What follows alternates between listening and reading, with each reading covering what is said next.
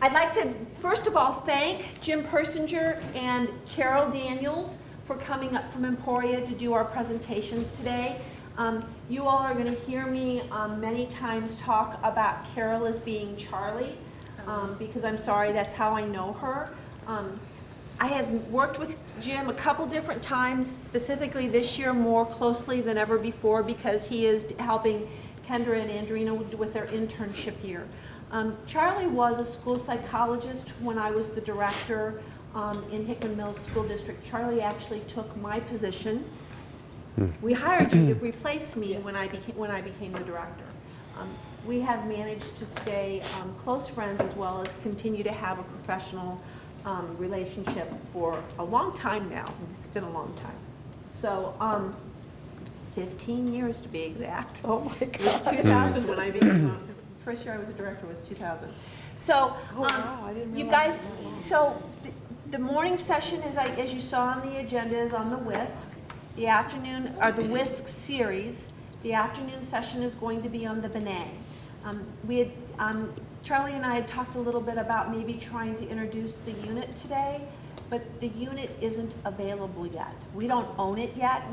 We've ordered it, but the company, the publisher has not released it yet.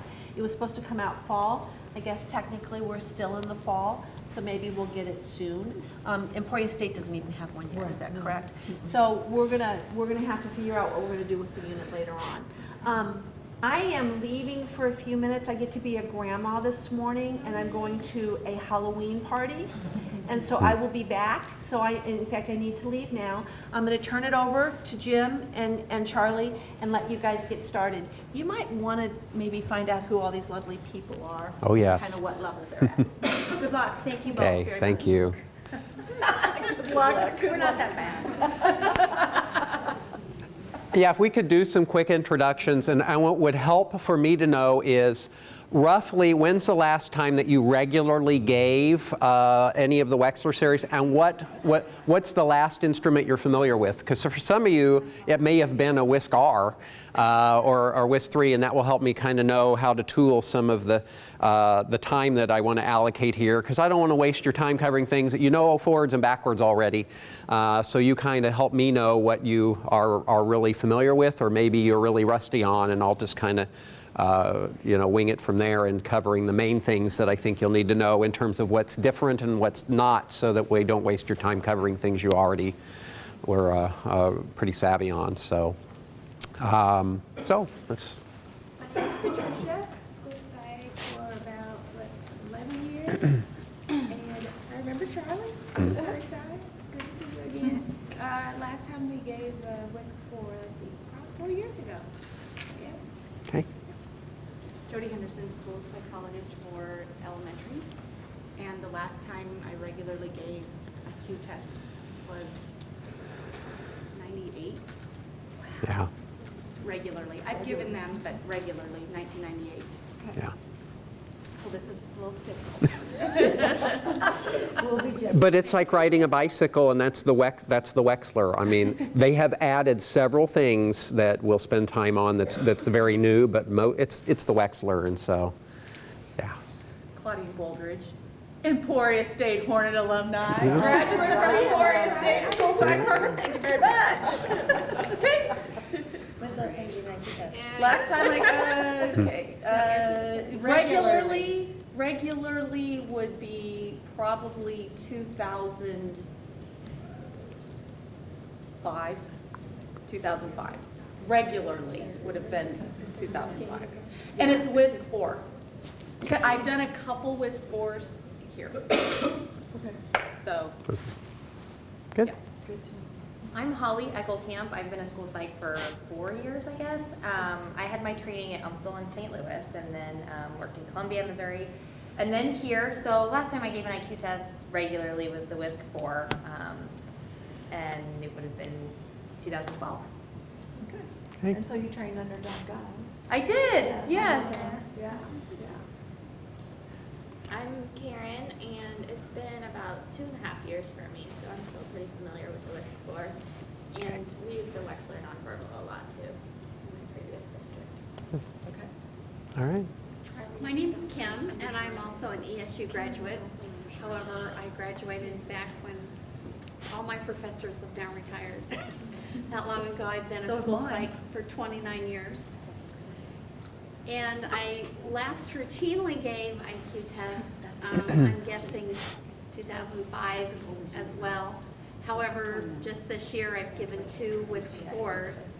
And I brought one profile with me today that I'd like help interpreting. Wonderful. If we have That time. sounds fun, yeah. Oh, yeah. I took at Emporia State, and I came out of Emporia State originally with bachelor's and master's. Howard Carvajal, I took his position in 2000.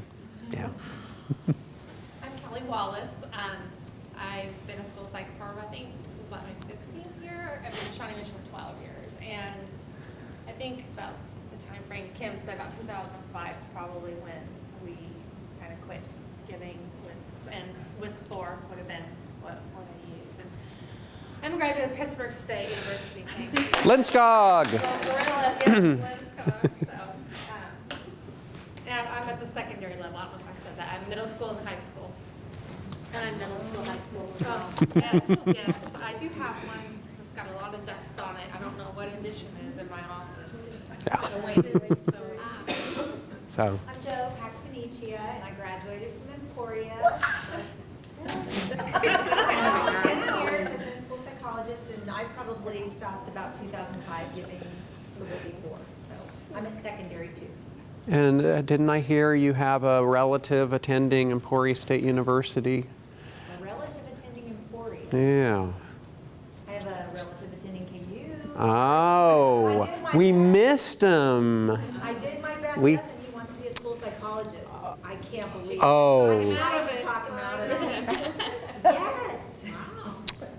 I'm like, what did I? Gonna miss out.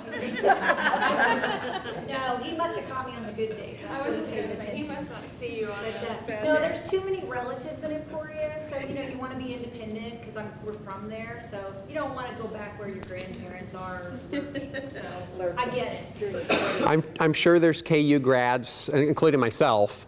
I went through their program, so I will bite my tongue in saying anything disparaging about KU versus ESU's program. But he should have come to ESU. Well, he starts grad school next year, so. There's a chance. Crazy. Okay. Angie. Hi, I'm Angie Castor. I'm in elementary. This is my 16th year, I think. What else? I'm a Nebraska girl. So undergrad at Lincoln, graduate at Omaha, which has a very significant, or at least when I was there, Iowa influence. So that's, my training is not a lot of intelligence assessments. So in terms of consistently giving, I've never really had that in my practice, but I've given the WISC for in recent years. So, but that's probably the last assessment. Okay. Jana Bremen-Camps, 7 years. Emporia, I know both of you. And a veteran clinical psych, right? So, yeah. From Emporia. Probably the last time I consistently gave the WISC was about a year and a half ago. WISC 4 consistently, but I have given the WISC 5, and I'm elementary. Oh, very good. Okay. Kathy Gaskin, grandparents claim, not here, but been doing this for 20 years. Good state. Mm-hmm. Better than ESU, I know. As far as the regular use of the WISC 4, it's probably been since 2005, along with everybody else. Done it, well, 1 or 2, I think, every year since then. Been to some training on WISC 5 and getting ready to do a WISC 5. So, been reviewing what it looks like. Good stuff. I'm Sarah, sorry, I don't have a voice. I'm Sarah Moses. I'm serving early childhood, but we'll be giving the WISC as part of the gifted evaluation process for school-age kiddos. I haven't given the WISC as part of my professional practice ever. I did it in grad school, and that was 2000 in Nebraska at Lincoln. So it's been on file. Have you found any need for you giving whoopsies in early childhood? Yeah. But I'm not the person to ask. I'm not going to say Yeah. if for gifted in early childhood, obviously.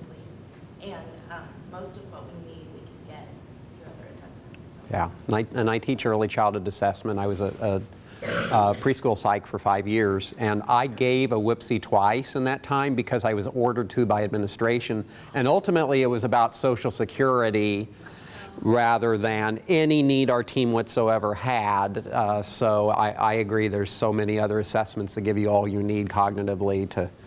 And when you've got like a 3-year-old there in diapers and you pull out the WISC blocks and start demonstrating it, and they're doing this, you go, I'm just wasting my time with this non-authentic assessment here. So we still teach it in most of the grad programs. In my case, the clinical psychs are expected to give it, but the school psychs are very, very rarely giving these things to really young kids. So.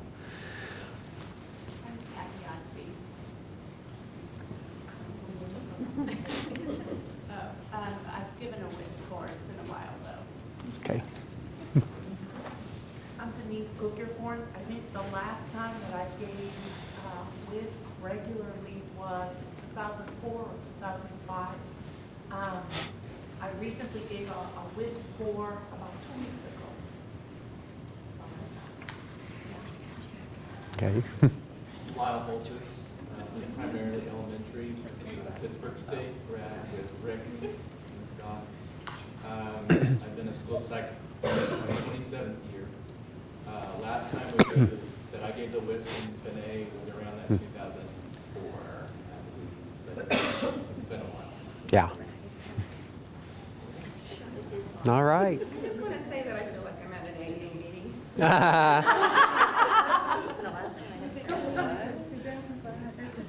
So, between entering school psych at a time and working at that time in a district where it was expected that you would routinely give IQ tests, because I've been a school psych now for 24 years, I think, and we were, you know, when you go back to as late as, 90, 91, 92, you still had folks who would run 200 plus evals a year in some areas, and by default you were given Wechslers. And I experienced that first in my practicum, which was in Olathe, and this is before we had pre-assessment requirements, and so we would have teachers come in and say, in one instance to my supervisor, I have my 22 students in my second grade class. I want them all to be evaluated just to see if any are gifted. And he's like, here you go, Jim, and I'm giving an IQ test to every single kiddo, and it wasn't a rare thing we were doing that, and it was so silly and such a waste of time. But between those experiences, and I've taught Wechsler probably for 15, 16 years now, I've given over 3,000 of these things. I'm a real WISC jockey, and I know the stats forwards and backwards.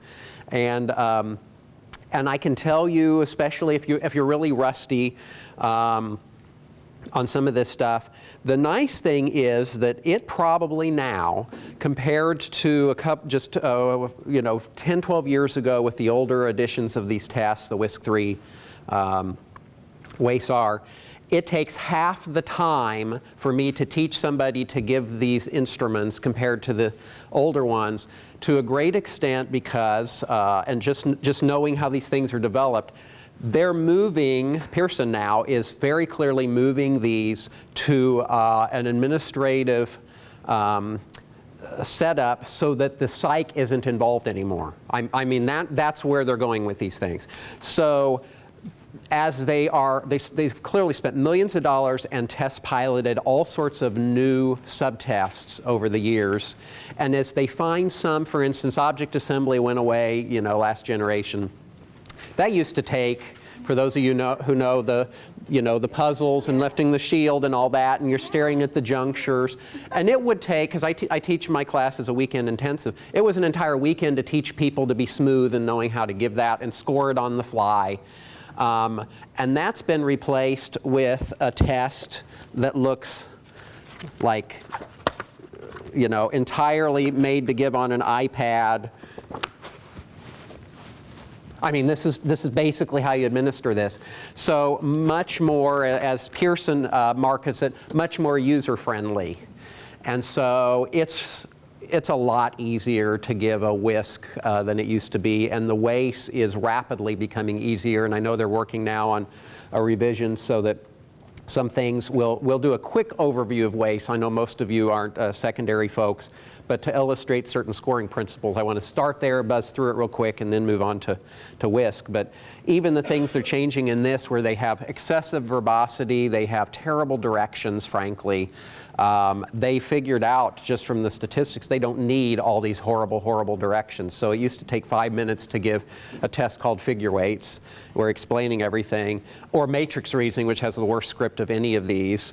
And you go back over 20 years ago with matrix reasoning and a few other things like block design.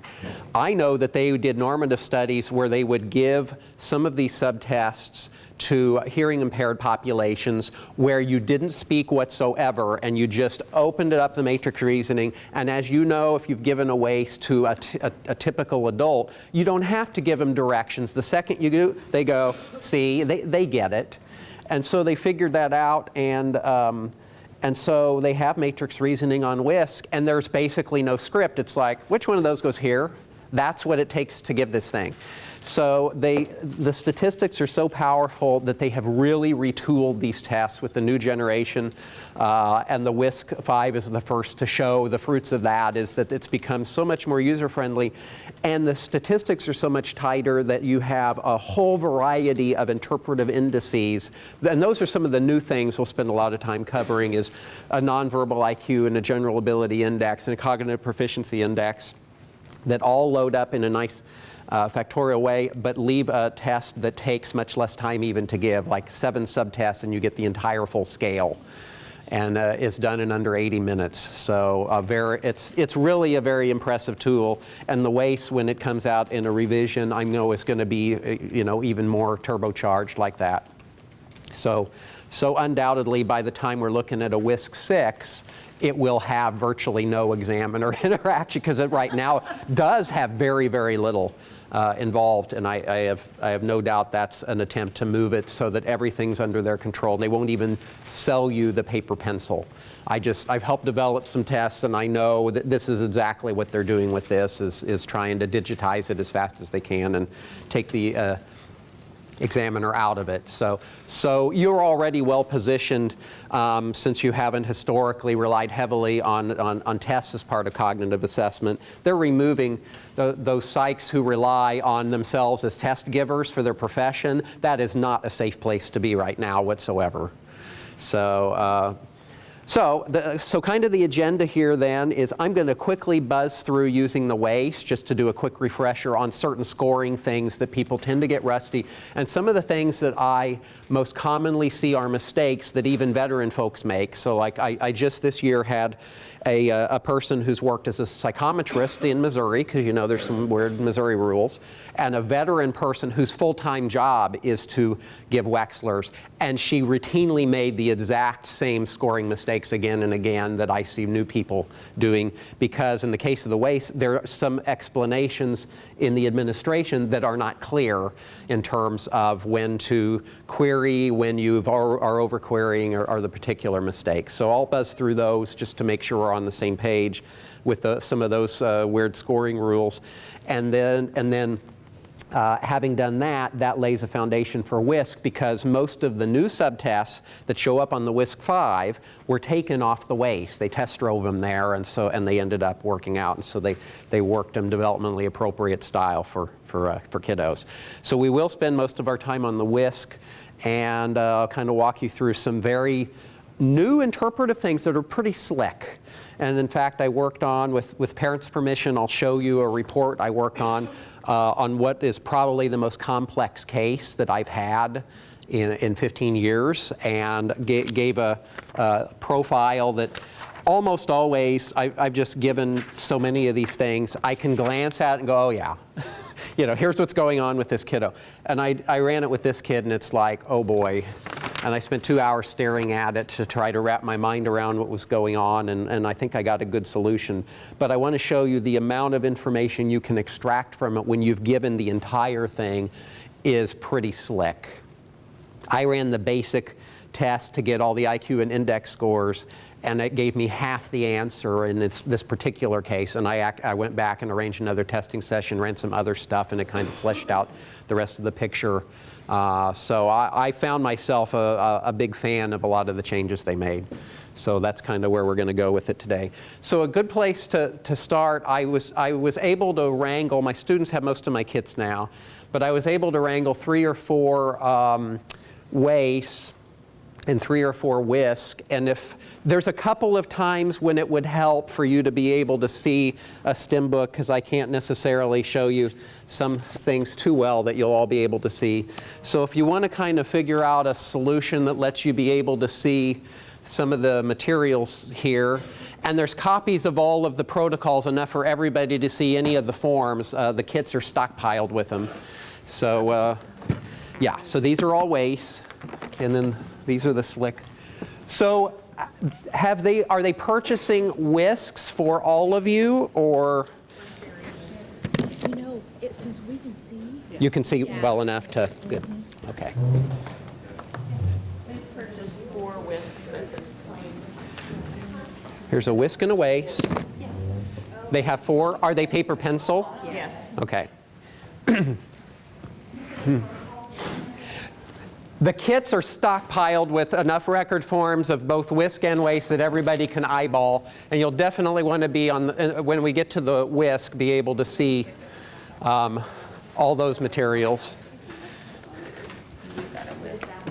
That's a new WISC 5. Okay, so you guys are all probably pretty well set. So you got one there to share, and you got one there, and in case you want, there's there so you can grab some record forms. And are we good, or I have one more if we need it?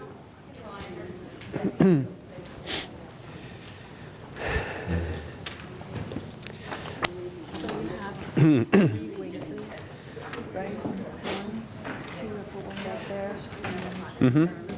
Yeah. 16 to number 9.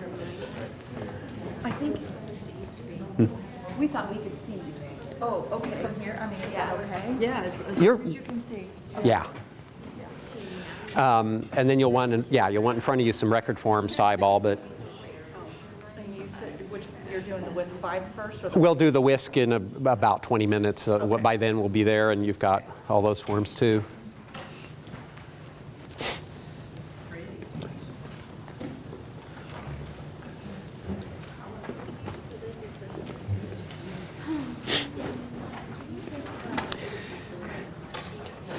But yeah, if it's been so long, as it might be for a few of you, that last time you were giving a WISC, you were dealing with object assembly, you were dealing with the picture arrangement, which I always thought was like training a blackjack dealer, and I always thought was fun because I was so good. I was so good at it.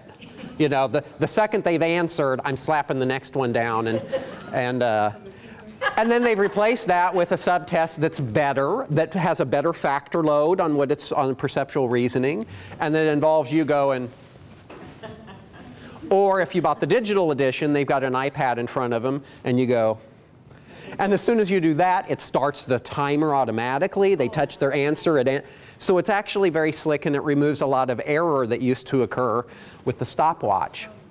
So again, I'm just going to, for the WAIS, I know. We don't. Yeah. Yeah, the digital, it's the same price, but it involves some logistics. Each kit would need to have an iPad mini in it.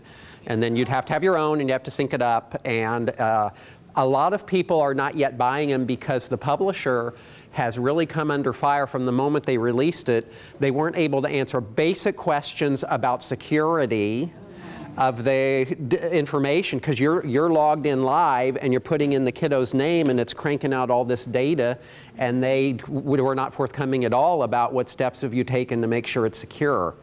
And on the NASP listservs, the trainers basically all went back and forth and said, we're not buying this. I mean, we're not buying this until they figure it out. And I'm sure that, you know, multi-billion-dollar company, they'll fix it, but until they have an answer, we're ethically a little iffy on it. So, but I'm convinced that they won't give you the choice by the next edition, because they have a monopoly at this point on almost all the assessments, and that's just how it's going to be. So So again, I'm not going to waste your time going through stuff. I know most of you are even if it's been 10 years, you know how to give a block design. You play with it 5 minutes, you can give a block design. So I'm just going to give a couple minutes to pointers on where I've seen even veteran people routinely making mistakes in certain subtests. And there's a couple verbal scoring rules I want to do a quick refresher because they reflect things that I know they've done studies, and you'll get, Sattler gathers thousands of record forms and eyeballs them, and there's just the same IQ score changing mistakes again and again and again. And it's querying is one of the biggest ones that you can do it for years, and you're doing it incorrectly. Because, and it's the publisher's fault, even looking in the WISC instructions, they don't give very clear instructions actually on a couple of those pointers. So I'll just start with block design. You know what this looks like. The main thing I want to point out, especially as affects administering it as you move to WISC, they do a nice job in making clear there's a time when you are saying, watch me. Now you make one like that. And I think the best way to keep yourself straight is to eyeball in the record form. It will say model. That's it. It will not say picture, so you know you're not pulling out the book. And then people commonly get confused. They continue to be building models when they're actually just supposed to show a picture. And I think the easiest thing to do is they made it quite easy on us. You look at a presentation method column, and you have to appreciate if it says model, the next words out of your mouth are watch me. And that should, just kind of in a forward behavioral chain, you tell yourself, okay, watch me means I'm doing it first. And then you hand them their own blocks, and they do it, leaving your model intact. When you get into the model and picture, you are saying, watch me, making a model. The picture's there, you're doing it for them, and then you leave your model intact on the table. People commonly say, here's the picture, watch me first. You take your blocks and do it. Then you scramble your blocks and say, now you do it. That's incorrect. When it says model and picture, it means they have the model that you made and the picture, and they have their own blocks.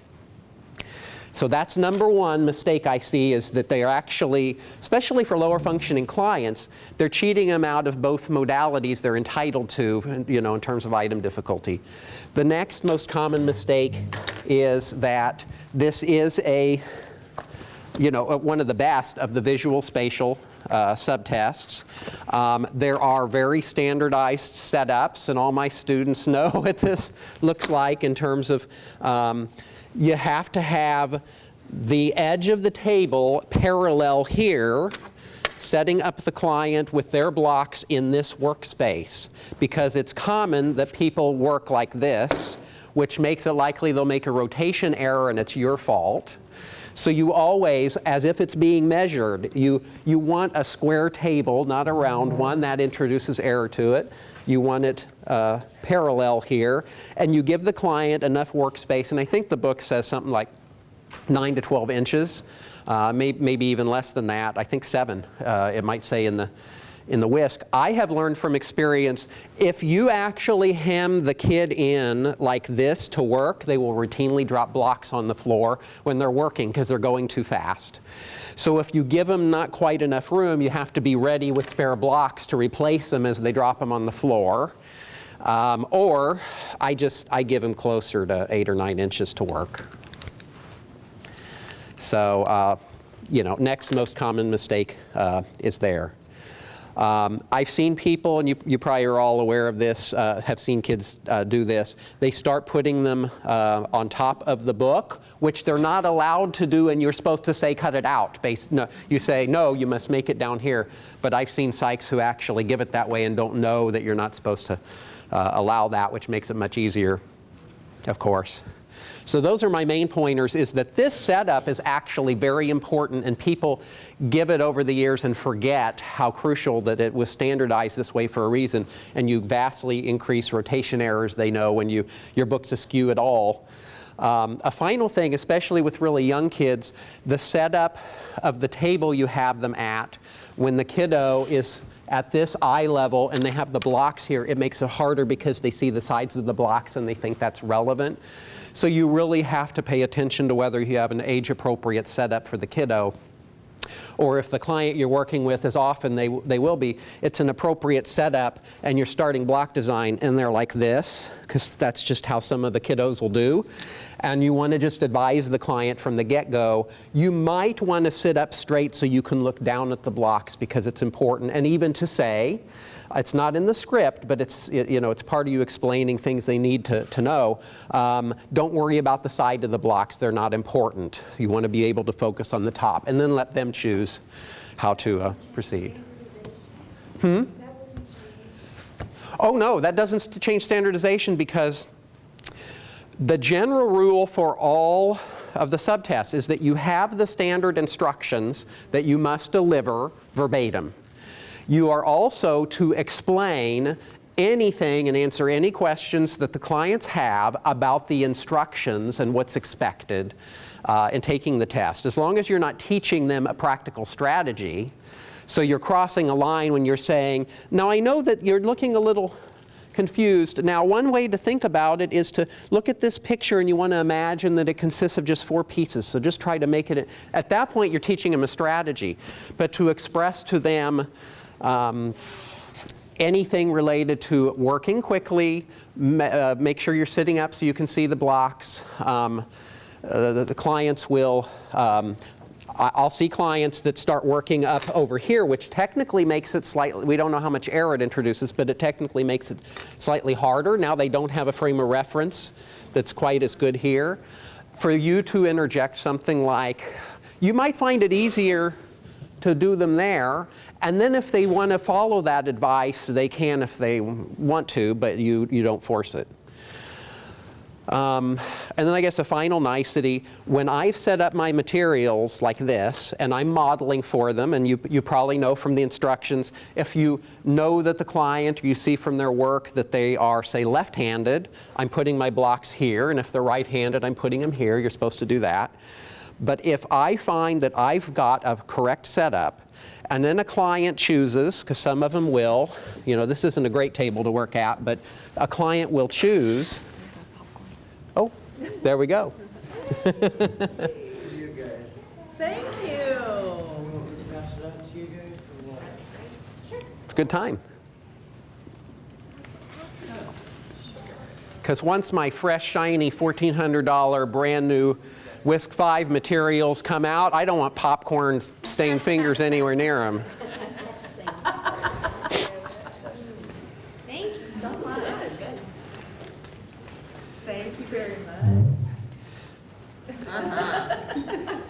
That brings up a word of advice. I always keep baby wipes in my test kits because I don't know how often you have had a client come in. I had one adult, it was an adult in this case, came in and he's eating a piece of pizza. I don't know why. He's eating a piece of pizza like this. And his hands were literally black in any case. I don't want him touching my picture completion or my matrix reasoning and marking all of the answers. And I'm convinced this is by design because these kits go through a lot of students' hands.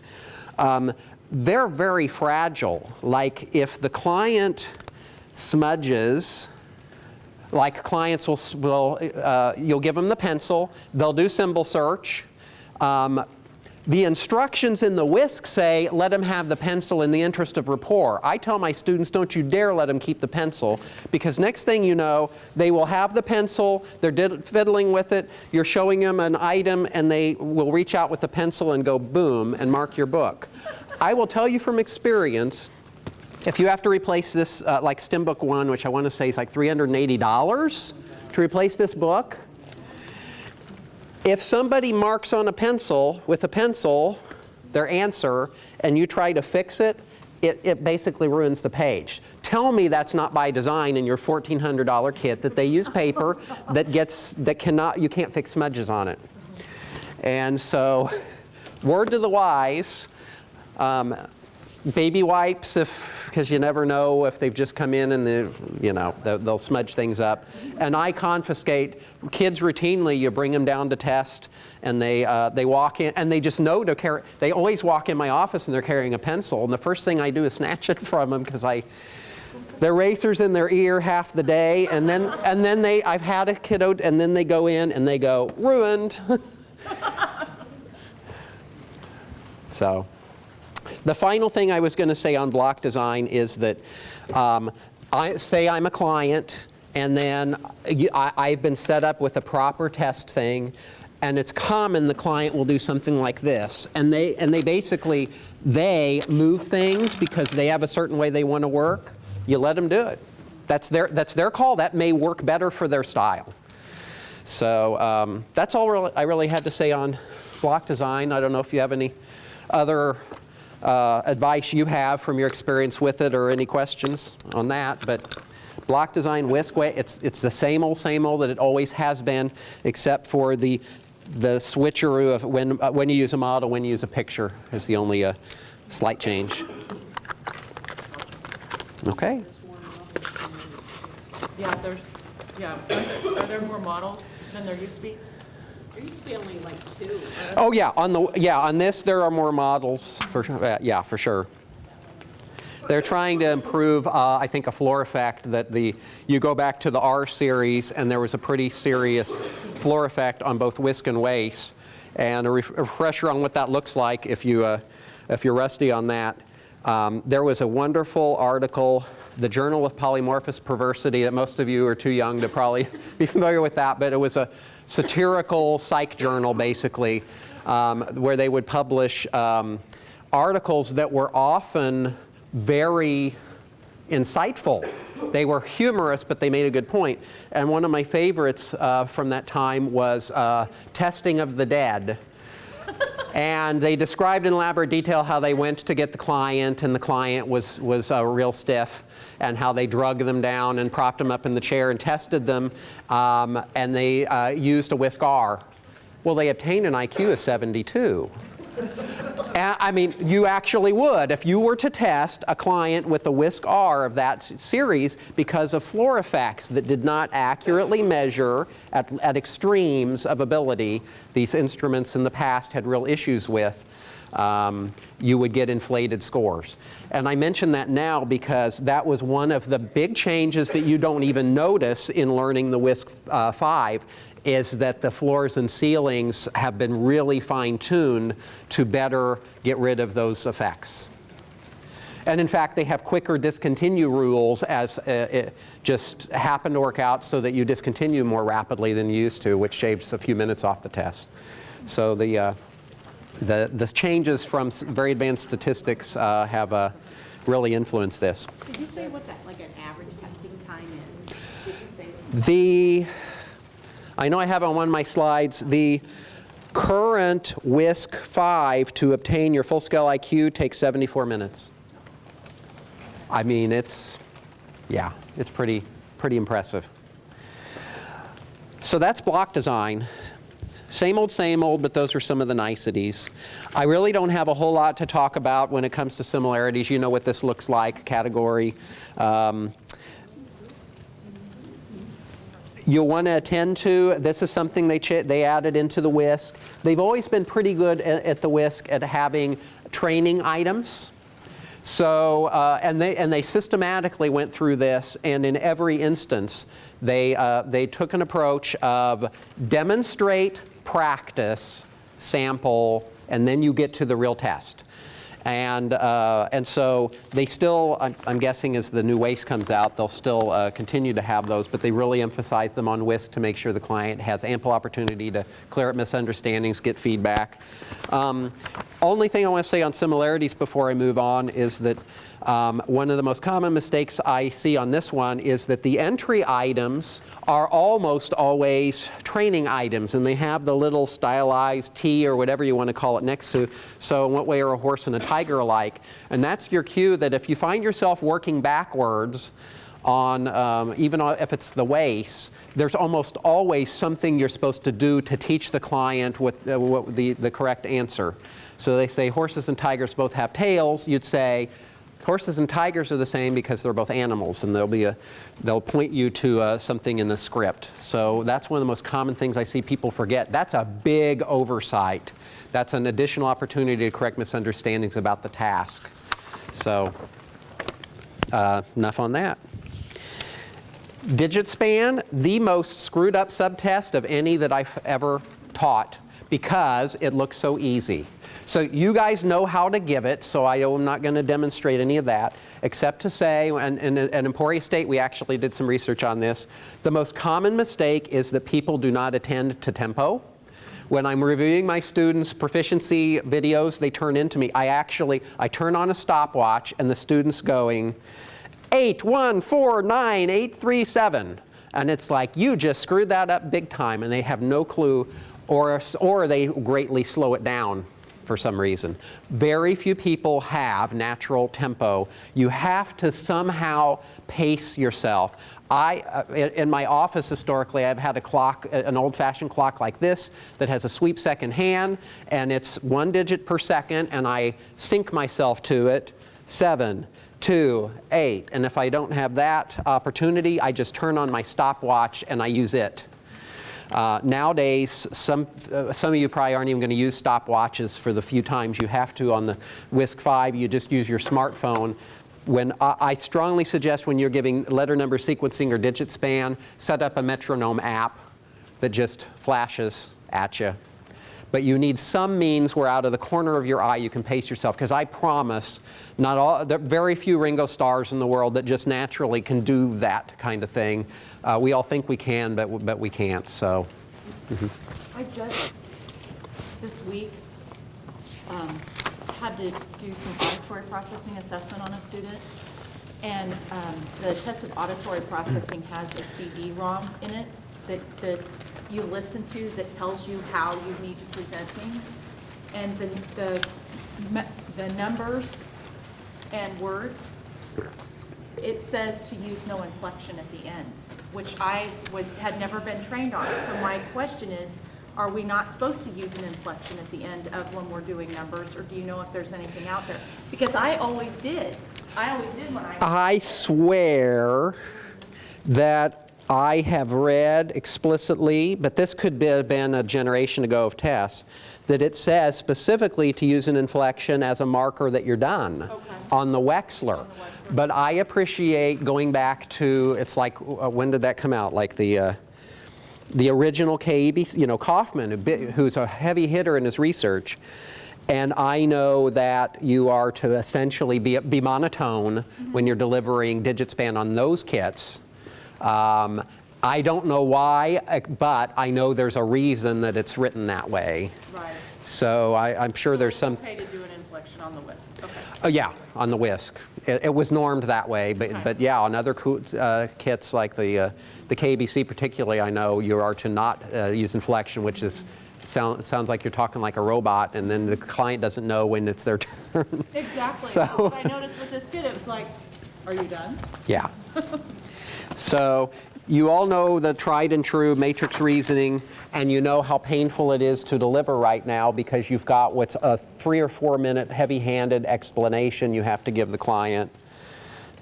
We wouldn't choose this one because it's, it just goes on and on. I'll tell you this, I have my students, you have to learn to give it in the standardized way, but I can tell you they've run normative studies. You could give this by simply going, and you will get the same scores. So, and since they figured that out, the WISC works that way. There is no horrible, clunky kind of script. So all I can tell you, if you find yourself giving this generation of WACE, almost all clients, the moment that you show this to them, will try to answer, and then they find themselves frustrated because you're supposed to go through a very lengthy explanation. The only part of the explanation, in my opinion, that matters, and it's an informed opinion, there's technical bulletins on it and such, is they have to know that they're not to work diagonally, that it's across and up and down. You need to explicitly make sure that they hear that part. Other than that, it is so self-explanatory that, yes, 6-year-olds see this and they can do it. So that's all I have to say on matrix reasoning. And the point that it's a power test, so there's technically no time limits, but a lot of people, myself included, especially doing gifted assessments, find themselves for 45 minutes sitting there waiting on the person to work on it. It says in the general administrative instructions, when you're past 30 seconds, you need to start moving them along. And I want to offer you, and it doesn't, if the client says, no, I got this, you are technically to give them as long as they want. But I want to make a case for something. The reason that you're supposed to move them along after 30 seconds is that they know that if you let them take all the time they need after 30 seconds, it doesn't increase the chance they'll get it right. They have studied this. So you shouldn't feel too bad if you reach a point where you start pushing the client, because I believe that when you let them exhaust themselves and get frustrated for 3 minutes on an item that they clearly aren't close to getting an answer, you are introducing more error into the test down the road. So it is in your interest of getting the most accurate scores to push them after you get to 30 seconds and say, do you have an answer? And if they're like, no, I'd give them 20 seconds and say, maybe we should try the next one. But I think it's in your interest to push them past that, because I know that they are not going to increase their likelihood beyond chance. That's been well studied. Vocabulary, the main thing I want to point out with vocabulary, when it comes to the adult version, people routinely forget the STEM book, and the client's entitled to see the words spelled out in front of them, and so you have to drill that into yourself if it's been a while. That as soon as you're pulling out vocabulary, you're pulling out a STEM book. The main other thing I want to point out, and I'll just give one or two examples and move on. It's what I call the comma and semicolon rule. It's made very explicit in the WISC to try to get rid of this part of inaccurate administration. So, okay. So I'm looking at the item glove. So what does glove mean? And you say, among the 1 points you'll see, you wear them, and then in parentheses, for protection, comma, for warmth, comma, when it's cold, and that's a queryable. What that's telling you is that all of those answers are equivalent to each other, and you're supposed to query them. So, what does glove mean? And the client says, you wear them for warmth. I would say, tell me more. If they then said, for protection, I would say, okay, they're both, it says queryable here, but those are considered equivalent. The client has repeated themselves. So comma means they're equivalent. The client's repeating themselves. You do not query again. A lot of psychs would requery that. And when you overquery, you inflate the IQ score. Semicolons, on the other hand, tell me, what does glove mean? You use them when they're cold, and that's a 0-point response, but it's queryable. And I'd say, explain what you mean. If they then said, it's for winter. For winter, semicolon, use when it's cold. When you have sample responses, they're on the same line, separated by semicolons. Each of them is queryable. And you can go through and use your qualitative judgment to say, for winter and use when it's cold seems kind of the same to me. Well, they normed it this way that they are considered different, and they're entitled to another stab at it. So my main point on vocabulary where I see people making a mistake is that they're overquery, and overquerying is a well-known source of inflating the IQ score, because you basically say try again, and they're not entitled to it. So I call it the comma and semicolon rule on those. Questions on that one? So just to clarify, if they say it's for winter, you query them, and they say use when it's cold, you don't query them again. You would query them again, because those are on the same line, and they are separated by semicolon, and they're considered different enough that you would query each of those separately. But if you look on a different line, you wear them for cleaning, which is worth 1 point, and then it's separated by cleaning, comma, working, comma, playing baseball, comma, exercise. A client who says you wear them for cleaning, explain what you mean. Well, you'd also wear them for playing baseball, has repeated themselves. Okay. Yeah. So, another question. So if they say for winter and you query, and then they say use when it's cold and you query again, and then they say mittens, you query again, yep. Right? Okay. You could technically query all over the place A client could be technically queried 5 times on an item, but word of advice, if you find yourself querying 2 different 1-point items, they probably earn 2 points already. Because you remember, you're not scoring the last thing that came out of their mouth, you're scoring the sum total of what they gave you. And in most instances on both WISC and particularly on WISC, but in also most instances on WASE vocabulary, most of the 1 points consist of partial 2-point responses. So if you're querying them on different lines, the first thing you should say is, do I have a 2-point answer? So for instance, tell me, what is a glove? Oh, you wear them. That's worth 1 point. Explain what you mean, for warmth. And that's a completely different one. Before I query that, I should ask myself, this client just said a glove is something you wear for warmth. Is that worth 2 or not? No, I have to hear the word hands. But usually they add up. So watch for that. That's just a nice pointer on more rapidly scoring those things. But that's pretty much, yeah. When I was reading through this, did I understand, sometimes you decide not to start at the age level? Mm-hmm. Say you think, the students like... That's entirely kosher. But if I get to their age level, like they've missed a couple below, and then like they get to the 9-year-old level and they get the first 2 correct, you're supposed to ignore that they missed anything before that.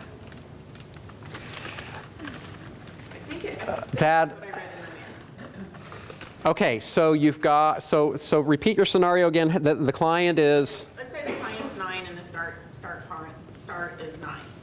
But for some reason I decided to start them at the 6-year-old level. Okay, so I started testing. They missed 2 or 3 between the 6 and the 9-year-old level, but when they hit the 9, they hit the first 2, which is what the baseline was supposed to be, or the basal, thank you. Then, from what I thought I read in there, you have to ignore that they missed anything before then, and you give them all of the credit for those. In the WISC 5 directions, that's what you're supposed to do. Okay. But I can tell you that will virtually never happen. Because of the statistics and the construction of the items and the order they're put in, that will almost never happen, to a client. And I'm glad you asked that question, because that is contrary to how most of us were trained on most of these tools. Arithmetic, you guys know how that one works. The main piece there that I see people making mistakes on is that they stop the stopwatch if the client asks for the item to be repeated. And once the watch starts, you never stop it. The other thing is that when a client gives you a repeat request, you are, or frankly, any question they have about the item, you are to repeat the entire item. So Frank buys 8 baseballs, they cost $3 each. How much did it cost? And they work for 10 seconds, and then they go, how many baseballs was that? I would not say 8, I would say, Frank bought 8 baseballs. So any question out of their mouth is a repeat request. You repeat the entire thing, and the stopwatch continues running. Other than that, one of the easier subtests to give. Visual puzzles. Are you all familiar with visual puzzles on the WASE? Because it's now newly introduced to WISC, so I don't know if you've seen it. Let me show it to you really quickly. It involves... This is one of the kind of subtests that you want to practice a bit if you're going to give a WASE, because you have to follow a fairly detailed script, and you have to do a Vanna White thing while doing it, and it's a little clunky until you're fluent at it. And I've given very few of these, so I'll probably be clunky. If you look down here, you can choose 3 of these to make this. The 3 have to be next to each other. You cannot put them on top of each other. So the instructions essentially are, you must choose 3, you cannot stack them, and then you demonstrate it. So you say, I could make this by choosing this one, and this one, but that wouldn't work. I must choose 3. I could make this by choosing this one, putting it on top of this one, and then picking that up and putting it here. That would be 3, but I had to stack them. I'm not allowed to do that. That's the gist of the script. So you have to be smooth at delivering that script while pointing the entire time, and that takes a little practice. Once you've done the script, the test is a flip easel, and they pick. And there's an instance on a sample 2, I think it is, where you give them an additional prompt. You may have to turn a piece in your mind to make it fit, so there's without further instruction. So other than that, that's all there is to visual puzzles. It's one of the most powerful. Since block design was invented in 46, this is the most powerful nonverbal visual spatial measure that Wechsler's come up with. So it's a very powerful subtest. 30-second time limit, I think on. I have to look at a form, but I think they're all 30. Well, okay, the early ones are 20, and then they get to 30 otherwise. And the most common mistake I see in people giving visual puzzles is that the client is entitled to a 10-second warning. When they only have 10 seconds left before they get a time fail, you are to say, do you have an answer? And if you forget that prompt, they will ceiling out well ahead of their ability level. So a few minutes to practice on the script and remember the 10-second warning, and otherwise it runs itself by design because it's made to give on an iPad without an examiner being present on the WISC 5 version of it. So visual puzzles, very slick. I'll point out, still to this day, block design, if you could only do one nonverbal measure on any of the Wechsler tests, and had to predict or extrapolate the full-scale IQ, you'd get block design. I mean, it loads so heavily, and it's just as astounding how well it's worked after all this time. And if you could give a second measure, you'd get visual puzzles, so it's almost equivalent in its power.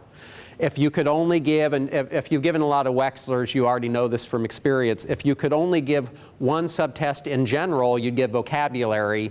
You know, you finish giving vocabulary, and I always had a game of it. I'd go, I'm going to get a 92, and you almost always can predict within a couple points what you get, because it loads something like 0.93 or something. I mean, for most kids, it's an amazing predictor of our overall ability. So. Information's tried and true. Coding, that's the one. You'll recall that's the same old going back to the original series, and I don't have a lot to tell you on this. It's pretty. None of the instructions on this have changed in 40 years. Not a single instruction's changed. I have found, and I get this from not only experience but technical bulletins on this, the client at the start of any of the processing speed tests, where if you're pulling out a booklet and putting it in front of them, you're going to be handing them something to write with. When you are giving them the pencil, make sure it's a pencil without an eraser, number 1. And then it's not in the script, but you should give a pencil direction. It fixes the main source of error on this test, which is on any of these, a client will make a mistake, and then they go to fix it with the eraser, and then they start scratching up the paper, or they get confused and interrupt the test to say, what am I supposed to do? So if you explain to them before you start the stopwatch, I just tack on a pencil direction at the end of the regular directions. I say, you'll notice I gave you a pencil without an eraser. I did that because I don't want you to waste time fixing your mistake by having to erase it. Just fix it with your pencil. I promise you 6-year-olds know what fix it with your pencil means. I've never had to give any further explanation. They know to kind of scratch it off and they've just fixed it. That will spare you from routinely having these ruined because 10 seconds get lost or even longer with you having to give a pencil direction in the middle of the test. So that's word on that. And then Contrary to what the the new WISC 5 manual actually says, let them keep hold of the pencil as a comfort object. No, do not let them keep hold of the pencil. Because then you'll pull out a STEM book and they will mark it up. They don't need to have a pencil to fiddle with during the test. Give them something else to fiddle with. Why is a pencil comforting in the first place? A lot of us, I find myself in a meeting and I have a paper clip and I'm doing, but they don't need to have that pencil. No good will come from them keeping the pencil. So, letter number sequencing. The main mistake I see on this, and it's very explicit in the directions and in how you train the client, but people commonly, first, tempo matters, 1 digit per second. More importantly, the instructions you give the client are not how you score it. I mean, there's a fake out built into this, and a lot of psychs forget because you spend time explaining the directions, you forget that you're not scoring it according to the directions. Because you tell them, you must give me the numbers first in order, then give me the letters in alphabetical order. If you give me them any other way, you have failed. But in reality, you score it regardless. As long as they sequence the letters properly and the numbers properly, they get full credit. To remind you of that, they give you 2 different correct response columns to make sure you don't forget that. But people routinely overlook, the client can give you the letters first, despite what you specifically train them not to. They do get credit for that. So a huge source of error is that people just forget that. It's scored differently than you explain to the client. It's one of the few fake out kind of things where you're lying to them. Figure weights is one, I hate the script for this, and they figured out after it came out, they dummied it down so that there's virtually no instructions and 6-year-olds can do figure weights without being given the horrible explanation in this. But for now, we're stuck with, this is probably the most directions heavy, difficult to learn to give of all of the perceptual reasoning tests. Like matrix reasoning has that terrible clunky script. You have to follow the standardized script while doing a Vanna White thing. And the script is just horrible, where you are basically explaining that the scales have to be even and that the arrows mean you're picking one of these and putting it up there. So the script is something like, if you look at these scales, you'll see that they're balanced. We can tell they're balanced because the trays are even. Now, if we were to take number 2, this red ball, and put it here, 6-year-olds know what this means, but they actually make you explain. And put it here, we'll see that now they are not even. They're out of balance. So to make them balanced, we would put a red ball here. It's the same color and it's the same shape, so we know it weighs the same. Imagine telling this to a 17-year-old. They're going to start getting mad at you at that point. This is really what happens. And now we see they're both balanced. I'm not making this up. The rest of the script goes on. I wouldn't choose this one because it's not the same color. I don't know how much it weighs. I wouldn't choose this one. It's a different shape. I don't know how much it weighs. I wouldn't choose this one. It's a different color and a different shape. I don't know how much it weighs. I wouldn't choose this one. There's too many. I know it weighs too much. That is the script. So you acted out really well. So this greatly frustrates me because I know that once this came out, they found out that you could just go and you get the same results. So do with that what you will, but that is the script. And it takes a long time to learn to give that properly while doing the whole Vanna White thing. So you want to practice. Then once you're past past it, I guess you then give another one where you explain some items. There'll be 2 scales. You need 2 scales to know how to give to come up with the solution. And then after that, there are no further instructions except having them pick one. Other source of error on this one, key source of error, 10-second warning, because each item has a time limit. They are entitled to a 10-second warning before time's out. And you forget that and you just trash the test. So Most people don't become fluent in figure weights because it's a backup test in case something else gets ruined, and so you tend to not routinely give it. You don't need it to obtain all of your IQ or index scores, I don't think. Oh, no, no, on the WISC, you actually need it to obtain your overall IQ. Finally, you've got, it's been a long, it's a fairly new one. They took off the WISC when it panned out. So if you haven't given a WISC in a long time, you want to brush up on instructions for cancellation. But the gist of it's just, if we look up here, we've got a red square, yellow triangle. So I'm going to look down here, and I'm going to put a mark through each red square and yellow triangle. Now you do it, and then you say, ready, go. And then you walk them through the same script using an orange star and blue circle, practice, and then say go. And that's it. Word of advice on this one, it says in the instructions, when you are giving this, give them a red pencil. The reason why is if you use a regular pencil, then you pull out your scoring template, you will have trouble seeing through it, and you'll basically have to lift up the template to do your counting. So you want to make sure there's a red pencil in, and it's just to make sure it shows through. If your red pencil's broken, you can give it using the regular. It just takes a little extra effort to score it. So that's cancellation.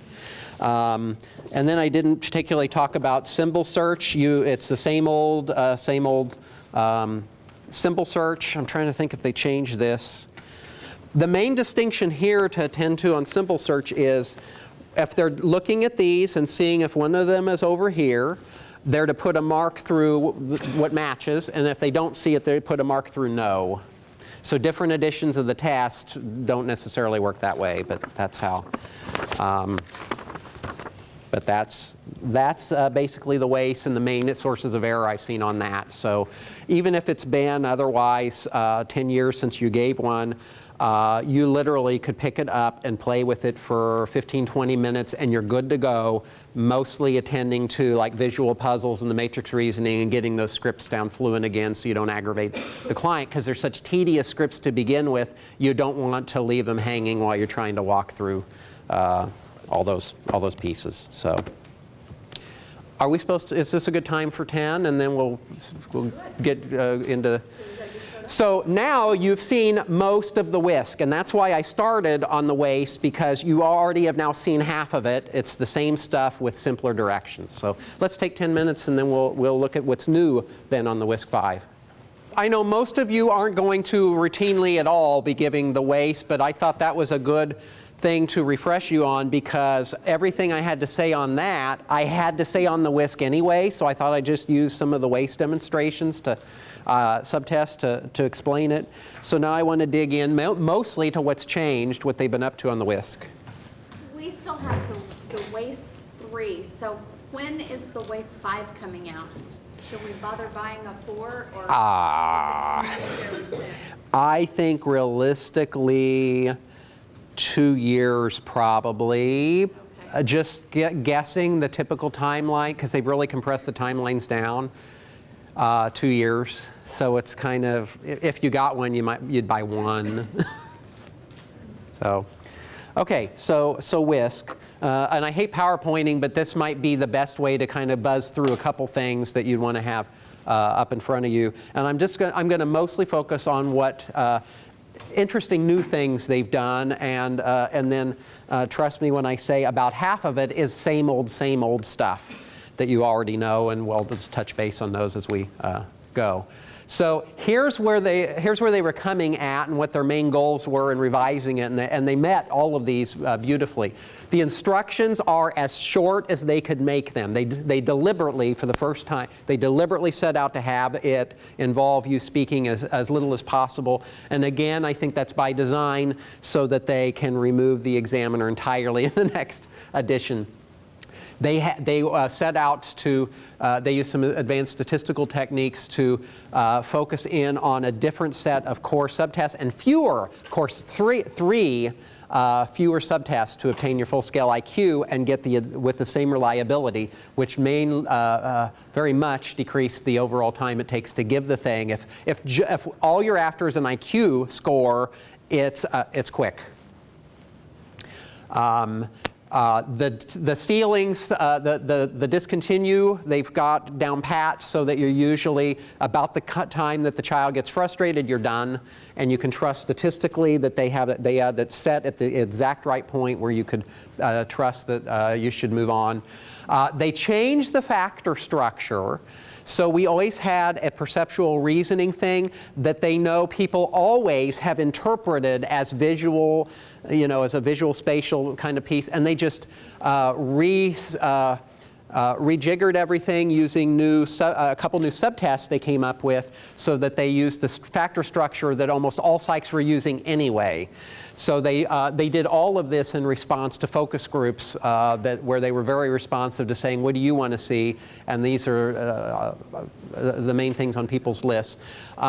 Because they bought the Wechsler Individual Achievement Test and the Kaufman Test of Educational Achievement, they basically co-normed these suckers. So it's by design so that you'll go in and administer those, and the Q Global Interactive will essentially write your discrepancy report for you. So this was to save you time if you're using a discrepancy kind of approach. And then it lets you use a digital format if you want to move to that. And again, most people aren't yet because it's not secure. They updated theoretical foundations and a lot of different and new subtests to show you in response to show you what I mean by that. Much more user friendly. And so again, like I said earlier, I've shaved an entire weekend off the time it takes me to teach the WISC 5 compared to the WISC 4 because they've eased it up a bit. Developmental appropriateness, I'll show you some examples of that, but they were using verbiage that children didn't understand, like you're talking to a 10-year-old or younger, and you're asking on comprehension. So tell me, what are the advantages of, and 10-year-olds didn't necessarily get some language like that, was kind of muddying up the scores. And so they did a great job fixing some of that. And I'll point out, because I've helped with things like this, like on the Binet, they'll fly 100 professors at a time, and you'll sit there for 3 days in a ballroom, and they say, here are 20, usually it's like 20 subtests we are thinking of having on the new edition of our IQ test. And you spend 3 days playing with them, and they have people that for a living teach this stuff go through and say, wrong, wrong, wrong, like this one, wrong, wrong, artwork sucks, wrong, wrong. And they bring in 3 waves of folks, so you get usually 300-400 people going through this stuff, content validating and teasing out these kind of pieces. So they spend millions on that to really tighten this test up. I mean, it's really very impressive, and statistically it has the best numbers of any IQ test I've seen, and psychometric numbers, so I'll share more details on that in a bit. And finally, enhanced clinical utility. I know a lot of us were frustrated in the past. Like I found myself giving a KABC. It was a kiddo. I needed a nonverbal kind of score. It was one of the few kits you could do that on in the past. And it was for a child with a reading disability. Then for the first time in my career, I had a parent across from me saying, so tell me, now you've done all this testing, what does this KABC tell you about my child's reading problem? And I had to go, let me get back to you. And I studied through the literature and the administration manual and its construct, and it didn't have a connection. I mean, I could not, in good faith, I'd be over-interpreting. And they knew that on the WISC, because the most common use of it is in specific learning disability identification. So that was the #1 thing people wanted, and you're going to like some of the features that they've incorporated as a result. And that's where I said I'll share a report with you to show you can get a lot of good stuff out of this as part of an assessment. So they added in a lot of, especially some of the memory models. You'll see subtle changes to things as simple as digit span that make it work better. So just trust me when I say they relied on current neuro research and especially badly, you know, the visual spatial sketchpad and your phonological loop processing said, you know, all the Wechsler series and almost all tests that incorporate memory testing as part of it don't distinguish between the two, and children, and you really have to account for those in understanding a child's overall way of coming at things. Sometimes auditory is what it's all about, sometimes it's not. And the old Wechsler series was all about auditory. So now they've incorporated some other pieces that break that out, and they have very solid research, because Badley goes back to 1972 and is still one of the top, like 2012, 2013 was publishing key stuff on this. So they've updated a lot of things in a, you want to appreciate they put a lot of research into it. They've added a new visual spatial subtest. This is where they wanted to break out perceptual reasoning and let you be able to break it out more into distinctive factors. An additional fluid reasoning subtest, that's the other factor they'll let you come at. Visual working memory subtest. And then they added in a whole series of things you're going to recognize, because they stole most of them from other tests, and then publishers just do that are explicitly about SLD populations. And that don't factor into the IQ scores, I'll point out, but they're ancillary tests, as they call them, that will inform your interpretation. Jim? Yes?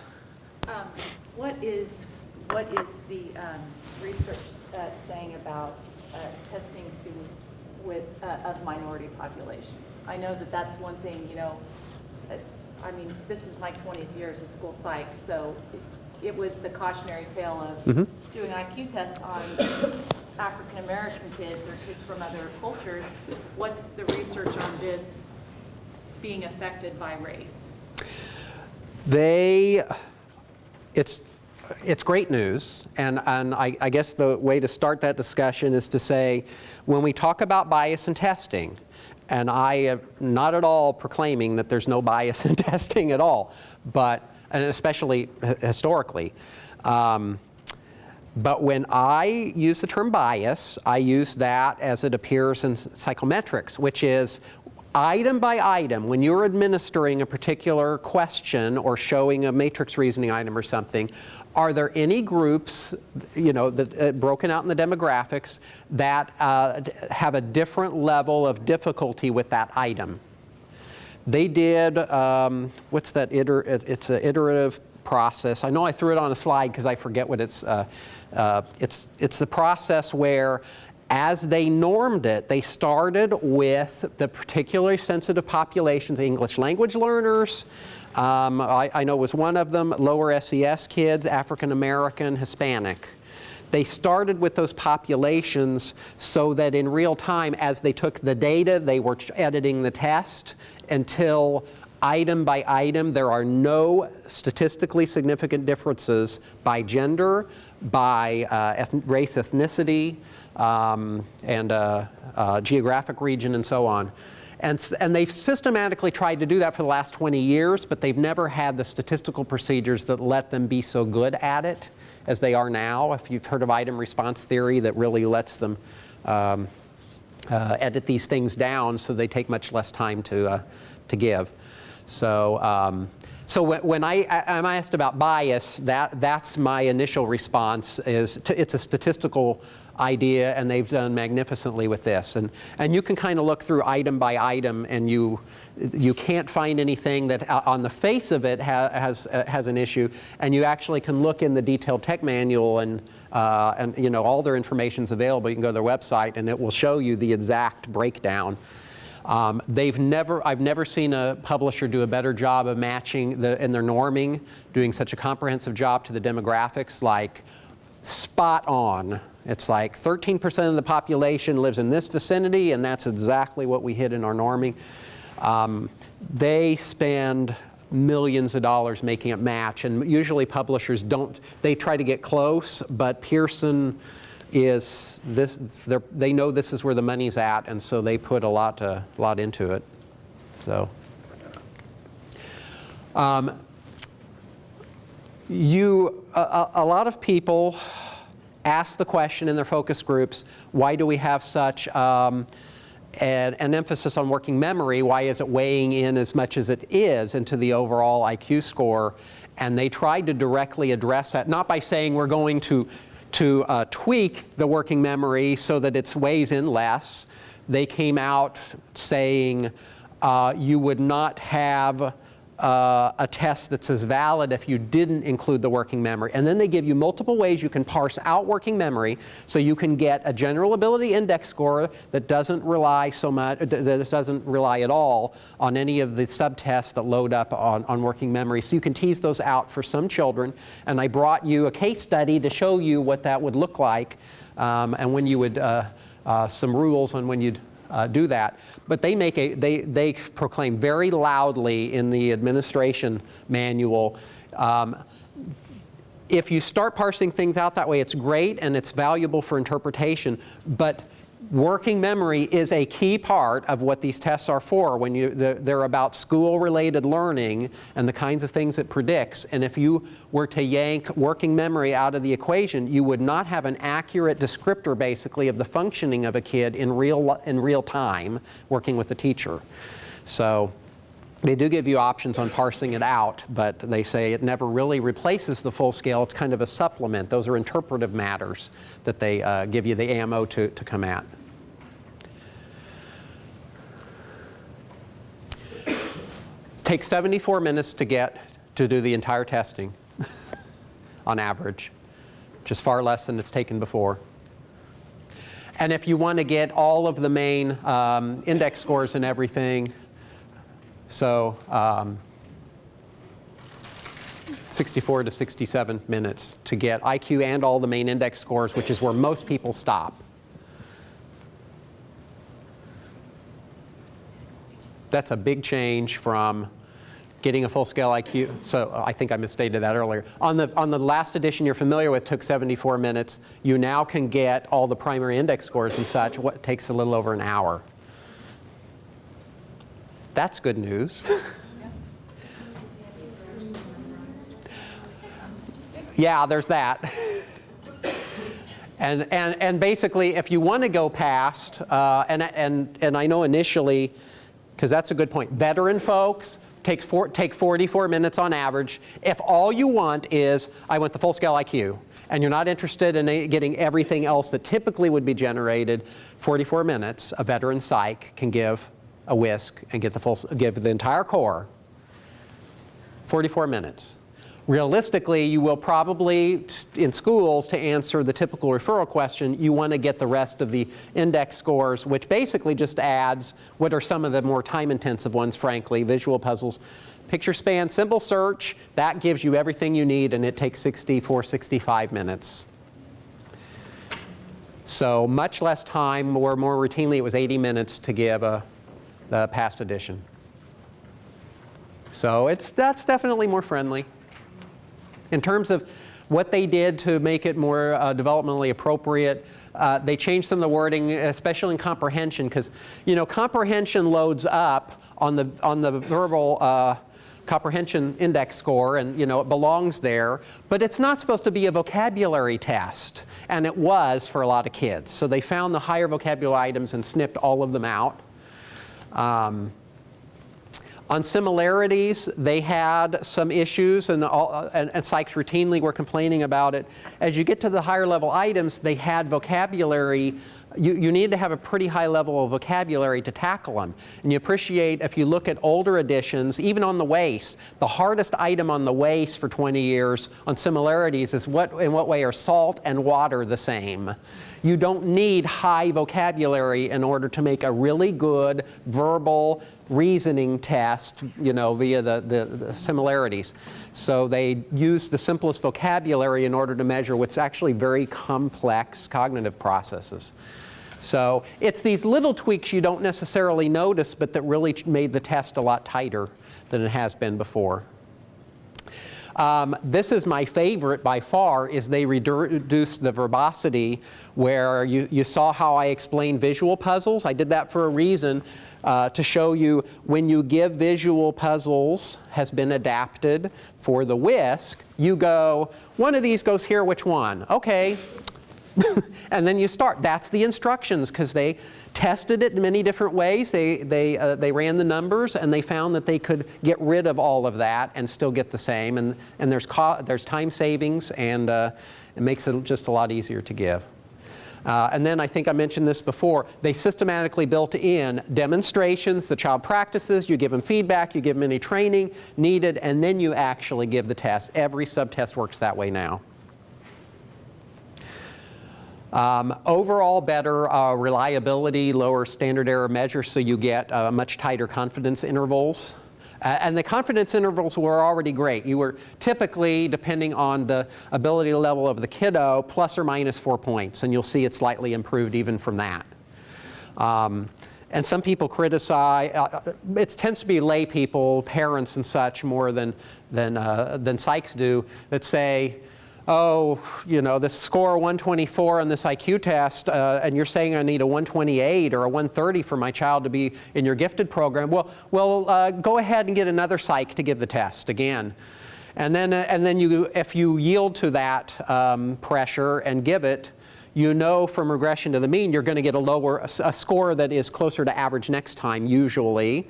And then the parents are going to say test them again. I mean, that's just how it is going to work. You want to appreciate it's a lot tighter in terms of the reliability in that respect, where, you know, the window tends to be plus or minus 3 points. And when people have asked me as a psych, you know, well, these tests are no good anyway, you know, just test them tomorrow and you might get a 5-point difference. I have to point out, if you, we rely on things like measures of blood pressure, radically less reliable, and a very important health measure, but radically less reliable than IQ tests given 8 years apart. You have less error, less change in the score. So we really can trust that we're measuring something that is very stable over time. More accurate than the length of newborns tested half an hour apart. You know, they come in and they 16 3/4 inches, and they if they go in later with a different nurse and measure, maybe they pull their little legs a little more or whatever, the kid's more relaxed or more uptight, they'll get a measure that has more error in it than IQ scores 8 years apart. So we just have to trust, this is very, very rock solid. And this is what the iterative psychometric analysis, which is an expensive process to do, but this was to get rid of item biases. They already had it pretty tight, but they wanted to fix it on the fly instead of norming it and then running with what they had. They were adjusting items and they had extra pools of items they were throwing out on the way. And then they do the qualitative review where they're all sitting in the ballroom and trying to improve the test that way. So pretty sweet. These are the main new ones, and I'll demonstrate them for you up here, but I'm not going to be smooth at them because these are brand spanking new kind of ones. But you'll recognize them as some of what the literature says are the best correlates to a learning disability. And so again, they've added these, not that they have any influence, they don't weigh in to any of the IQ or index scores, but they are norm referenced and give you some interpretive information when it's SLD is particularly what you're interested in. So it's a rapid naming and paired associates, and they have symbol translation, immediate, delayed, and some other things you'll recognize if you've given a Woodcock reading mastery test. Is basically they stole all of these off that, because over 20 years they figured out that there are hardly any measures that are as helpful as those to understand a child who has a potential for reading difficulties down the line. So psychs, you know, they've always tried to include differential validity studies so you can go in and see the norms for children with intellectual deficiency and so on. They found nobody used the expressive language delay or receptive expressive language delay, and they just dumped that. But people were saying we really want, in addition to intellectual deficiency, we want borderline intellectual deficiency. So what do all the stats look like on that? And I know they have autism spectrum. I didn't put that up there. Disorders of written expression, they have those norms. and a nonverbal learning disability they included by popular demand. And each of those costs a fortune actually to add to the test, which is why they will be raising the prices undoubtedly by the next edition. So.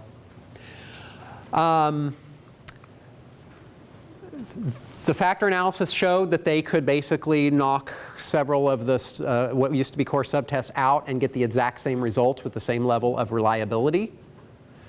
I want to say, because I just was refreshing myself last night on the internal consistency, with the overall construct validity info for each of the factor scores and the IQ tests. They're the best of any IQ test that's ever been on the market, 0.96. I mean, that's about as high as you will see on anything.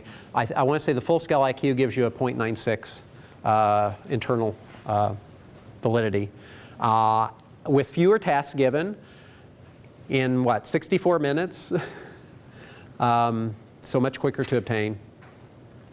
This is the new factor structure, and this is kind of what Sees and Sykes were doing anyway with the old WISC. Is that we were already taking perceptual reasoning, we were breaking it into visual, spatial, and fluid reasoning. So that's where they added some new subtests so that it would give you these standardized index scores on all clients with the administration of 10 subtests. You don't have to administer any supplements or anything. With just the 10, you're getting that in a little over an hour. So I'm going to talk about these in a little bit, but these will make more sense when you can see the instrument and how the scores build upon themselves. So let me buzz through what some of the new things look like on this, and I'll give short shrift to the ones that you already did, digit span, letter number sequencing, same old kind of stuff.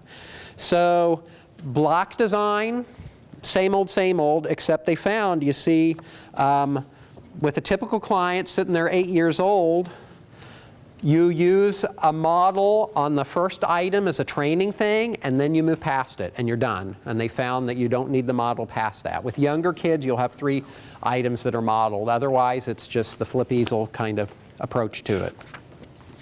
Same discontinue. 2 zeros, you're done.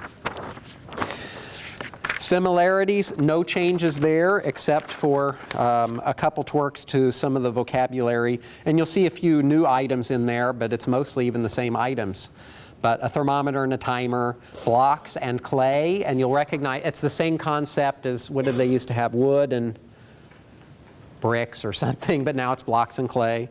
Light and sound, shadow and fingerprint. So a few items replaced others that were not, that had a little bias in them, or that just weren't as, didn't load as well on the factor. So a few tweaks, but I don't think you need to do any practice or study in order to be ready to give similarities or block design. You already know how to give it even if you've been rusty. Matrix reasoning is the main area of improvement for it is that one of these goes here, which one? They select, and then you simply say, you're right. We look across and down to get the answer, and you picked the round circle. It was the only one that worked across and down. Okay. And then you're flipping, and you don't even speak the rest of the test. So the script, that's an example of the verbosity that they fixed that lets you get through it faster and with less confusion, frankly, and that made it more culturally fair, and that lets it be part of a new nonverbal IQ score you can get off this because it's so language reduced that it works well for those populations. So,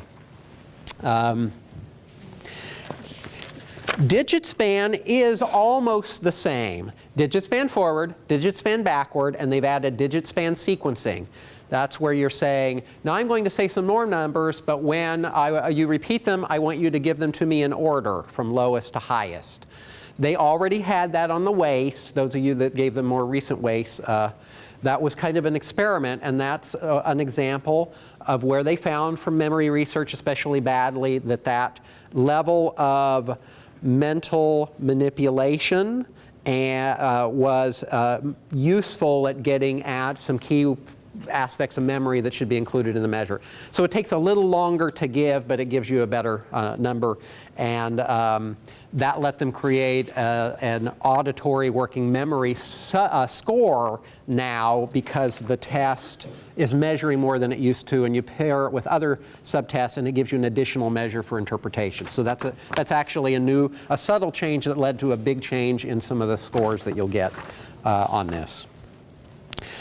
Coding, you know how to give coding. It has not changed. Vocabulary, you know how to give vocabulary. It has not changed. Just note,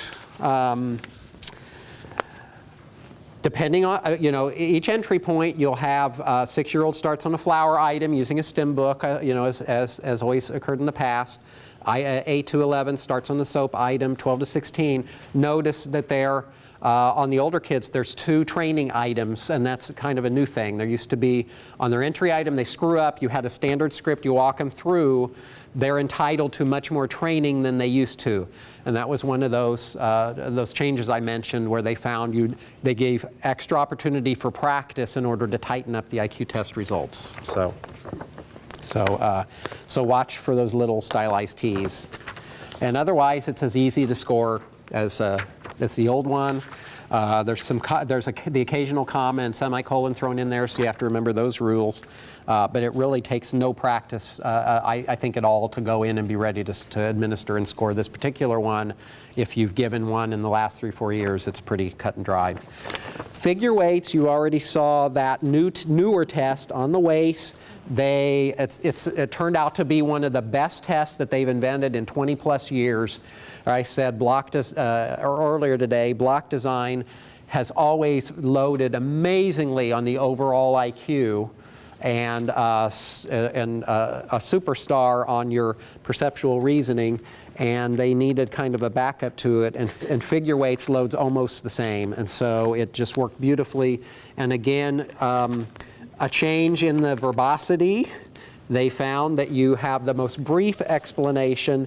If you look down here, where you'll find one of these will go here to make this scale stay balanced.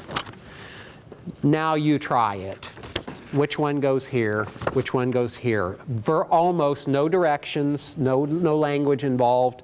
They don't call it language free, but they call it language reduced, because technically you open your mouth at some point in it, but they say English language learners, this is as pure a measure of G as you get, and it's let them create a new nonverbal IQ score that you may find helpful. Mm-hmm. But wasn't on the WISC that one of the alternate subtests, or was it included in the?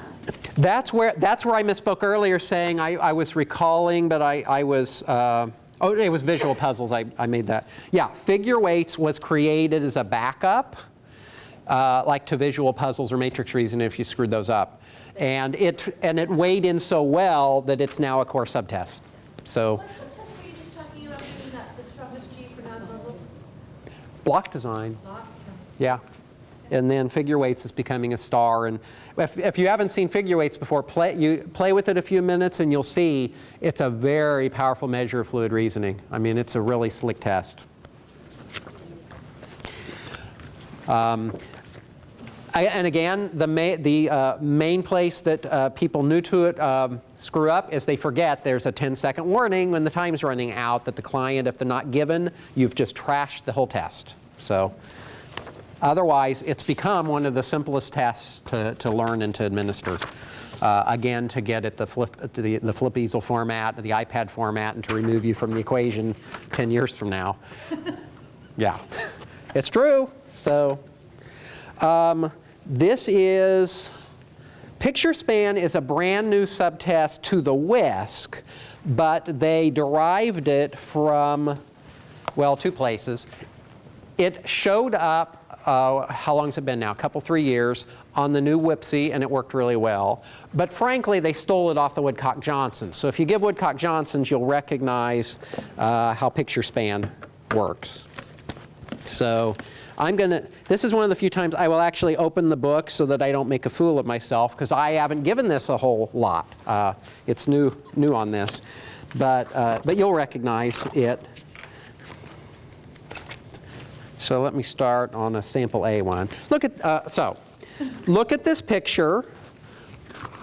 Point to the picture I just showed you. Have you seen this one before? Isn't that Woodcock Johnson, among other places that they've had? Kaufman, you're right, the KABC has this too. Yeah. So the publishers steal from each other. You can't copyright the construct and how they come at it, and so they steal from each other. And I'd feel bad for them, except Wexler stole virtually everything for his test from other tests too, so it's all fair game. Yeah, look at this picture, point to the one I just showed you, and then it ramps up from there when you get up to item, does it start on item 5? Where you're saying, remember these pictures, and I think the Kaufman works the same way. So look at these pictures, remember these pictures in order, point to the pictures in the order I showed you, and then that's as hard as it gets. And then you repeat the instructions as needed, and that's it. So a new addition that let him do some interesting things with some new scores that I'll show you here in a bit. Among other things, emphasizing what I showed you earlier, where they were trying to get in additional working memory that did not rely on auditory, because they haven't had that before, and all the memory models have said you have a big piece missing in that. So they still let you pull out the auditory working memory, but when they're factoring memory into the overall IQ, it uses picture span now to supplement digit span, letter number sequencing, and all of that. So that one takes a wee bit of practice, but I just on the fly remembered how to give it, so you'll probably find it's pretty cut and dried. Information, same old, has a handful of new items, but it's one of the easiest verbal subtests to score, of course. Picture concepts. If you've they came up with this one on the previous edition of WISC, and it worked so well they included it on the WISC 4. So those of you who gave WISC 4 remember how to give picture concepts. But just to show those of you who may not have seen it, one of these here goes with one of these here, and then they point to them. And this is a training item, so you emphasize they go together because they're both trees. One of these here goes with one of these here, and if the child makes a mistake, these go together because they're friends. You would correct them. They're also animals. And then the child. Give you how they go along? No, on the first two items, you ask them to explain how they go together so you can correct any misunderstanding. So for instance, they found when they normed the thing that you would give this item to lower functioning kids, they'd get it correct. And if you ask them why they go together, they'd say because they're green. So they needed to give you a chance to know where they're coming from so you could train them. After you're past this, because these are samples, after you're past the samples, you go to the entry item. And the only rules on this test, wonderful fluid reasoning test, no time limit at all. Basically, it's a nonverbal test, so it helps contribute to some new scores that we get to look at. The main rule on this test is that a client can't fail because they forgot to follow your directions. Like if they say, this one goes with this one, you wouldn't accept it. You'd say, remember, you have to pick one from this row and one from this row. And how many times can you correct them? Every time they do it? No, on those on the sample items, you do any training needed to help them understand what the correct answer was and why. After that, you just proceed. And then on this, as often as needed, they can never fail because they did not follow that direction. So as often as needed, you would say, remember, you have to pick one from this row, one from this row. Eventually, for older kids, you get into the 3-row. So the first time this comes up, you're saying, now pick one from this row that goes with one from this row and one from this row. And again, if they were to pick from only 2 rows, you would not accept that answer. Visual puzzles is the only other, I'm sorry? And you would then ask them to pick one from the final row? Yeah. Well, I would repeat the item. I'd re-administer it and say, remember, you must pick one from this row and one from this row and one from this row that go together. Visual puzzles is the only other subtest I'm recalling off the top of my head where you can't allow them to fail because they didn't follow that direction. Like if they pick 2 instead of 3 pieces, you would simply say, no, you must pick 3 pieces.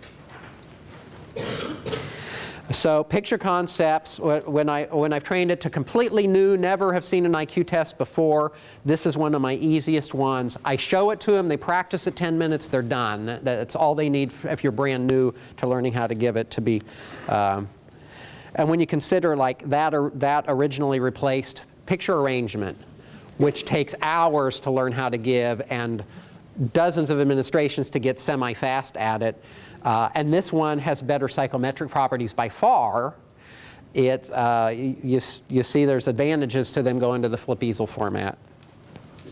Letter number sequencing, same old, same old. Cancellation, same old, same old. This is the same as the WISC 4. So this was a newer subtest, so if you haven't given these in 10, 12 years, you may not have seen this before. But it's just, if you look up here, you'll see these are all animals. If you look down here, you'll see there are animals and there's other things. Here's a red pencil. Put a mark through each animal, and then you correct if they make a mistake.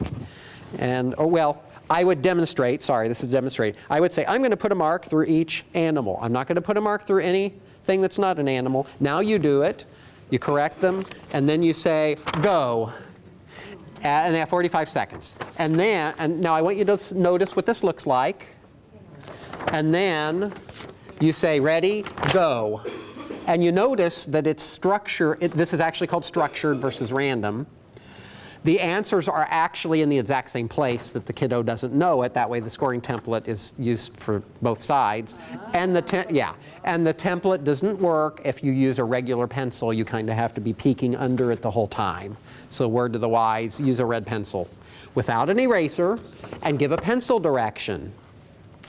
Yeah, and the script will not say to give a pencil direction. But by reflex, I just know if I'm handing them one of these books, the first time I explain why it doesn't have an eraser, and then I just remind them on the rest of the subtests. You have a pencil without an eraser, remember, you know why, and then I proceed with the instructions. So. Okay, I'm going to ask a question that Carvajal would probably kick my hiney for. Can we give them a red pen? Does it have to be a pencil? Carvajal would say no because the manual says you're to use a red pencil. I had Carvajal for many years, so. It reminds me of a question I was asked trying to set up a Denver. We were used to Denver for years, if you know that preschool tool. And it has a red yarn ball in it. And ours was missing. And I was like, holy crap, I must have had a toddler walk off with this ball. A few minutes later, my very crafty OT assistant walks in and she hands me a red yarn ball that she slapped together a few seconds earlier. And it was a slightly different, it was not a red yarn ball, it was a deep shade of pink yarn ball. And then it begs the question, can I use this or not? And the answer is, it probably doesn't matter, but I don't know. I'd have to be up on the literature as to what extent, if you're measuring tracking with an infant, is the color of the ball, it might be really relevant. So I think the right answer is, if you know your research behind why they use a certain cup in a kit, and that would inform you whether you can do some switcheroo on materials or on instructions. And often it's fine, and they'll issue a technical bulletin saying it's fine. So I know I was asked the question, there was a cup in, I think it's the Denver kit that was used, and the one that came in it was this two-handled job. And then somebody asked me the question, hey, I'm missing the cup. I brought this one from home, the sippy cup or something, and I'm like, no, don't use it. I'm going to guess, since this involves some manipulation of this, and the handled thing for young fingers probably makes a difference. So I knew enough of the developmental aspects to know don't do that. In this case, I can't fathom why a red pen or pencil would matter, because it's just as easy to mark. You're not supposed to erase. So Carvajal wouldn't like that answer, but just knowing the construct of the test, I'd just run with it. I'd run with it. But don't tell him, he's still alive, so don't tell him that because he'd fall over from a heart attack that I said that. That's cancellation. And now you've seen all of the tests you would give to derive any of the scores up through and including these ancillary.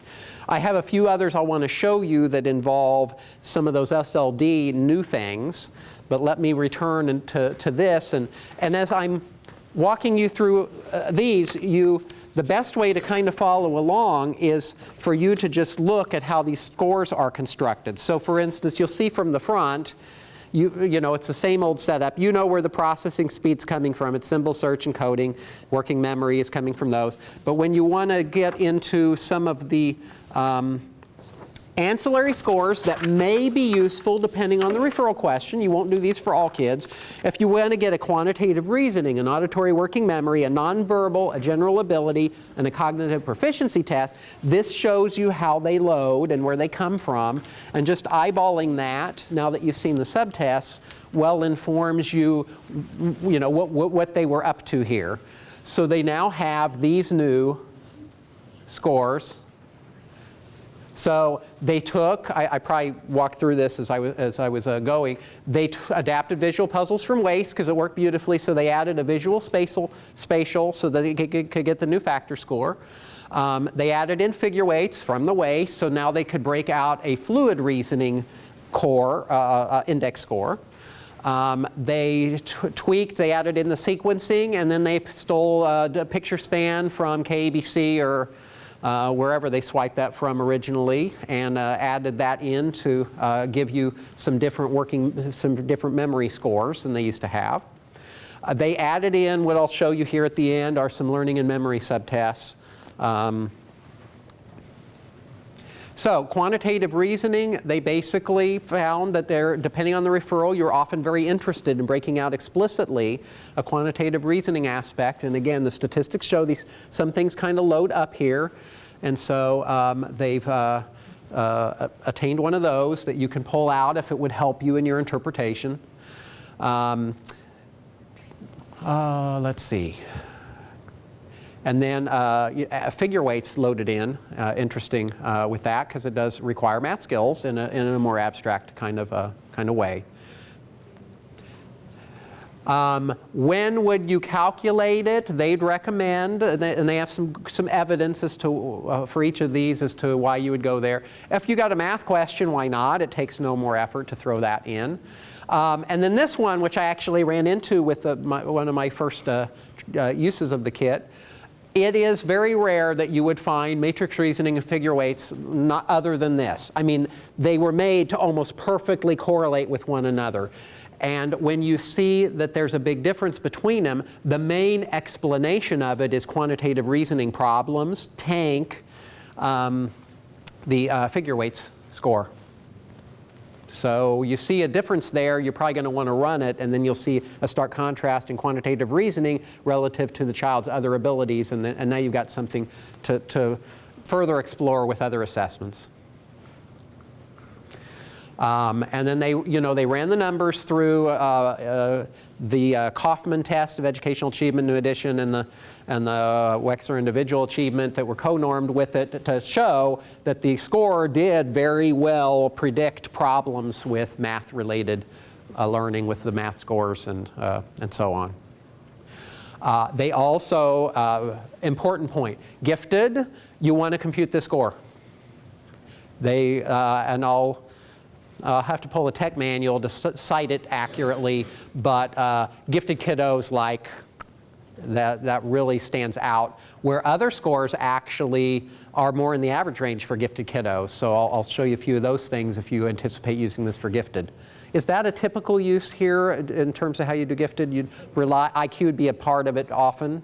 Okay. It's just become it, and it's going to be very part of it. Okay. Math. Yeah. They broke out, and this is brand new, and this is why they added sequencing, and they added picture span to pull out other pieces of memory. But you can obtain an auditory working memory index score. And then, and here I have to part ways with a lot of folks, you'll find a ton of spaces where you can compute all sorts of process scores. You can take the longest digit span forward, subtract the longest digit span backward, and analyze the statistical difference between the two. What do you do with that? I don't know. They let you do it, and they set up the record form so you can run some of these things. But their use, they simply say, you might find it helpful to do these things because it could help with your interpretation. But I like my interpretation to not be other than based on some pretty good data, you know, empirically, as to saying we're rock solid in interpreting something a certain way. And most of what they have involves you inferring an awful lot from very little information. So you'll see where you can go through and get all sorts of process things, but I haven't found them useful until they give me a lot of research saying that it has its place. For instance, you can compute a separate process score where you look at what the block design score would be if time was not actually relevant, and compare it to the actual score where time is a big factor. And I can envision strange situation, unusual but not super rare, where you would find a kiddo who you'd see a difference. But if I'm going to interpret that for the child, I want to look at a literature base that says this is probably what it means. Nobody has such a literature base. For years they've had us, and I can't even recall, but they probably still have for block design a place where you can draw. When they make a mistake, you can draw out what it looks like. Why do they do that? It's a research thing, so they can gather these later and see what it means so you can interpret it. And so they encourage you in the manual, hey, you might find that useful to interpret the failures on block design as part of your report. And it's like, on what basis? When there is no literature saying what it means when a kiddo's doing something, I don't know what to say about it. There's already plenty of good empirically derived things from the report. So they will tell you about process scores and how it may be very, very useful, but they don't have anything in the tech manual. And I keep up with this literature, and I haven't seen a lot that says you can how to interpret rotation failures, which they've had us track, and they've done research for decades, and there is no research that says what it means if they're routinely making rotation failures. So I would be amiss in waxing philosophical about what it means for this particular kid's reading problem.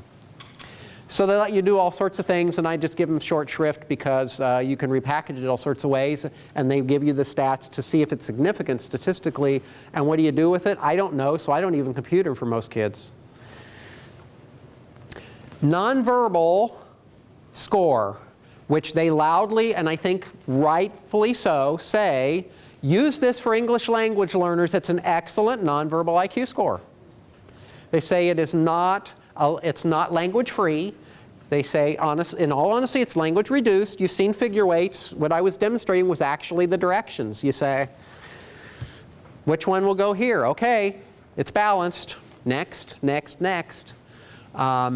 But when they normed it out on English language learners, you don't find bias. I mean, you're finding that you get a really excellent score out of those. So they put a lot of money and added some new developed subtests to get a score that's so internally consistent.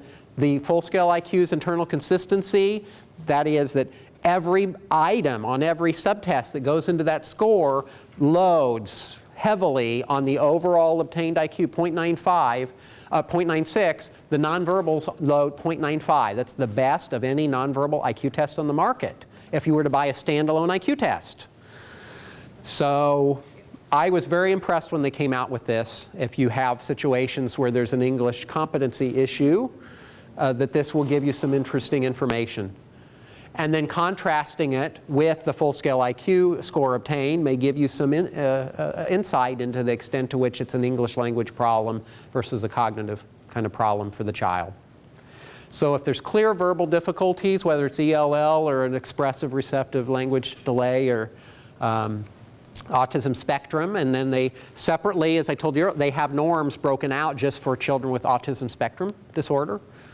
So there's some neat stuff in there that we used to not have on the WISC. So, and they give you a general ability index, which I highly recommend for gifted. And I'll give you some data as to why here in a second. But first, as I said, a while back here this morning, this doesn't replace the full scale, because what it does essentially to obtain the general ability is it pulls out the processing speed and working memory pieces. We all know kiddos who are really bright. If they have all the time in the world to solve a problem, they solve it at a very high level of ability. But in real life and in the classroom, the speed and accuracy of those things, the processing speed, the working memory, are actually really important. They'd say you don't replace the full-scale IQ. It's kind of complementary. But it basically pulls those things out, and those things separately factor in, and they make a cognitive proficiency index. So you can kind of contrast out those two things. You'll see on your record form how they build. So why did I say with gifted? When they tested gifted children identified in gifted and talented programs, and they ran several hundred of those kids through and broke out their norms separately, you'll see in the tables, the full-scale IQ on those kiddos was 127.5, something like that. I mean, it was pretty close to 128, which is about what you'd expect, because most programs are top 2%, right? Working memory index score on gifted populations is something like 112. And the processing speed is something like 115, 116. Gifted children do think at a deeper level. They have more powerful abstract reasoning. They're not necessarily faster at it or have better memories than other kids, working memory than other kids. So there's some pretty persuasive evidence to say that the GAI score may be a more accurate measure with your gifted kids than the full scale. Something to think about. So you factor those out, and I forget the average GAI score on gifted. I'll have to pull out for it, but it's not 127.5. It seems to more accurately measure their aptitude. So some good stuff there. This looks like a long formula, and basically what it's saying is fairly common sense. It says, when might you consider trying to separate? So instead of full-scale IQ, you've run your index scores, and you say, are trying to answer the question, should I even take the extra time to run the GAI score, and which means you've broken out separately the CPI, so you pull the processing speed, working memory out separately. What this basically says is, if you've got the PSI score, the processing speed, or the working memory, and they're significantly different from your overall full-scale IQ, you probably should break them out. That's basically what it's saying here.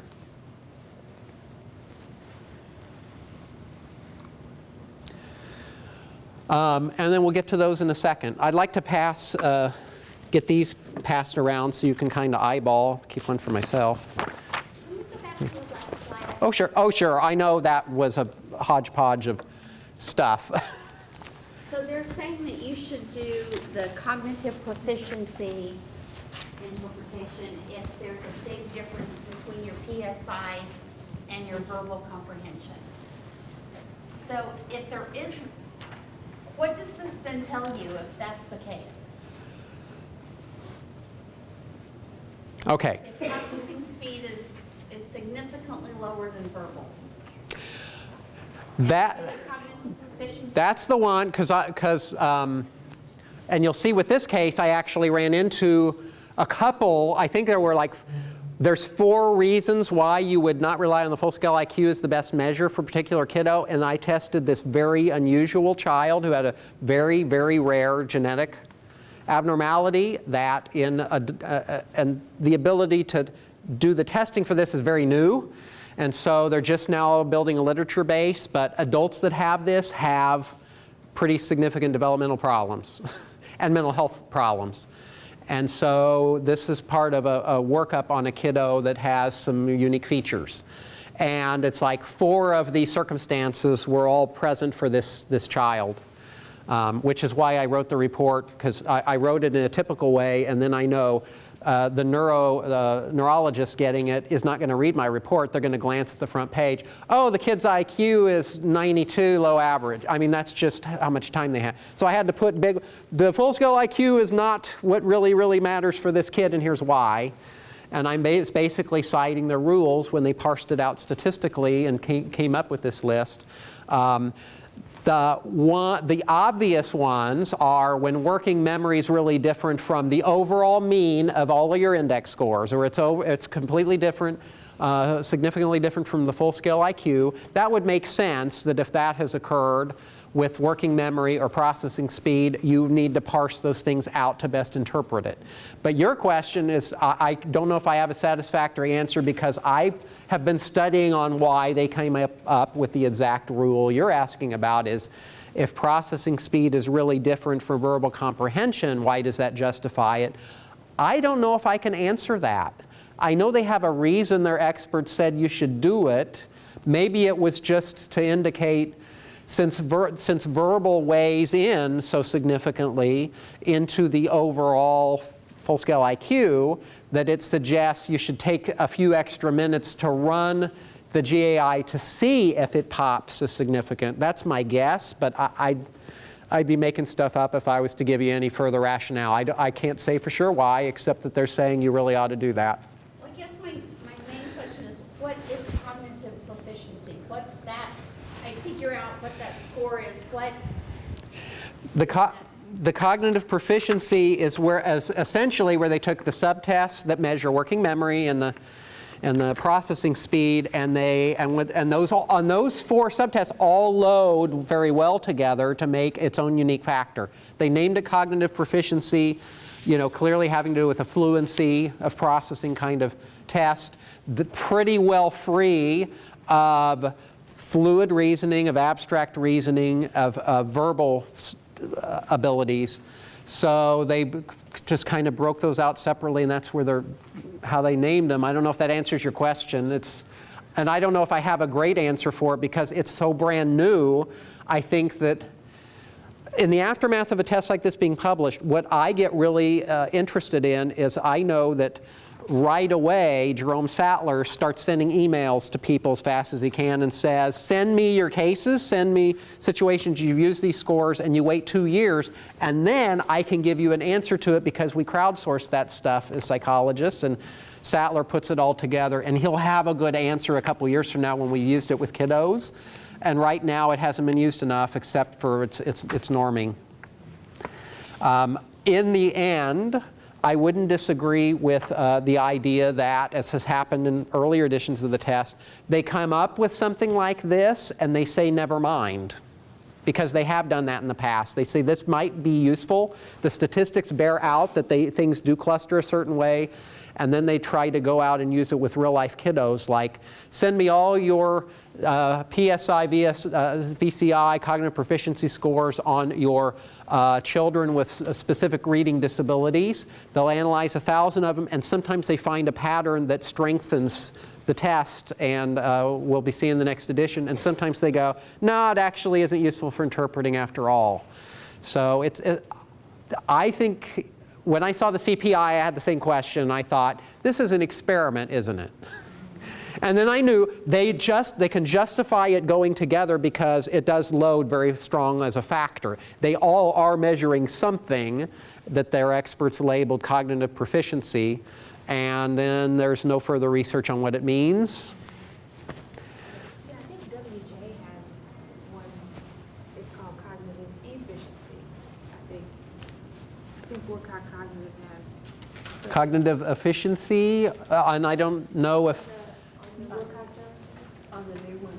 No, I don't know if it's the new one. Because I don't recall it on the new one. Oh, okay, I don't know.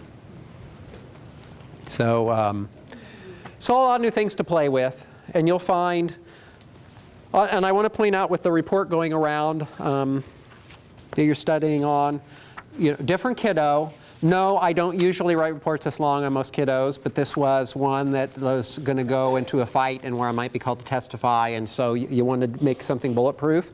And then I'll point out there are a few other pieces in giving a test is not a cognitive assessment, right? I mean, you're not simply giving an IQ test when you have the referral question. So it will inform some things, but it's part of a whole lot of other things you do. Mostly what I have on this kiddo was the test, but there were some other pieces you'll see me talking about was clearly the start of anxiety disorder and some recommendations that related to parent concerns from hours of interviews and family history with other relatives with the same thing. You had very predictable outcomes as they got older. So there's things that are in there that go a little past what I got straight off the WISC, but you can pretty well see what I got from WISC and where I added to it from other assessment pieces. But I hope you're impressed by the level of information you can get when you have a really difficult case and you're running virtually all of the subtests. It really let me get at some things that with past editions I wouldn't have been able to pull out on a kiddo. And I know when I first sat and looked at the profile, it's the first time in years and years I've been stumped, like, what does this mean?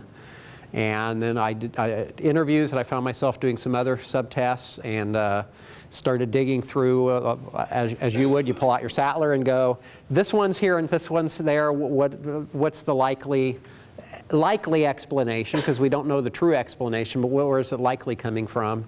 And I built about half of it that way. And then I gave up, and I did something that I would encourage you as a district to consider doing, which is for $5 a case, you can go in and you plug in the test date, the date of birth, the raw scores, and tell it to give you the report, and it will spit most of this out, and it aligns perfectly to Sattler. So I spent 2 hours weeding through it, and then I said, I'm going to spend $5 to check, and it spit out some other things I would not have put together. And it made 4 mistakes, which emphasize, and this is the latest, right? Made 4 mistakes, which is why you never simply grab what they give you and print it and say, here's the kid's report. You got to go through line by line to see what they did.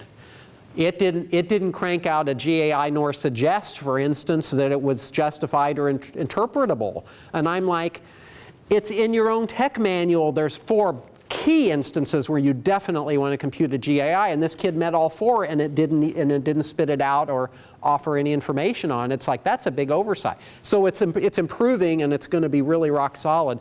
But in terms of your time and thoroughness, it's worth.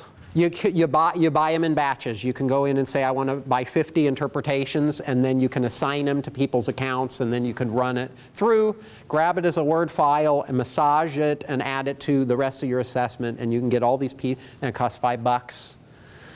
And it costs $2 if you want to have it score the thing for you instead of you working all those numbers, which is probably worth the money too.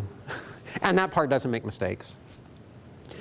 So I found it very handy and pretty slick once an account's set up, and so an administrator could set up the account, and then they disperse it to each separate site gets their own batch, and it's I was impressed by it. It used to be a pretty lousy system. If you'd buy, I don't know if you ever bought the scoring software, and they had report writing software, and it was not good. It made too many mistakes, and then people would rely on it. And I think you could find yourself embarrassed by it. But the new stuff, they're putting a lot of money into it. And with good reason. It integrates with a whole lot of other assessments they're buying. So you can say, which test did you give the kid? And they're all Pearson products. And then it puts a big report together for you with all the proper transitions, and it saves you a lot of time. So they're trying to make that a good entry portal to try to sell you their other products, of course. And I think the WISC is now incorporated. I think they now own that too, and it's in there. So I'm guessing you use that around here. While you're eyeballing that report, I'll walk you through what will be familiar probably to most of you, is the final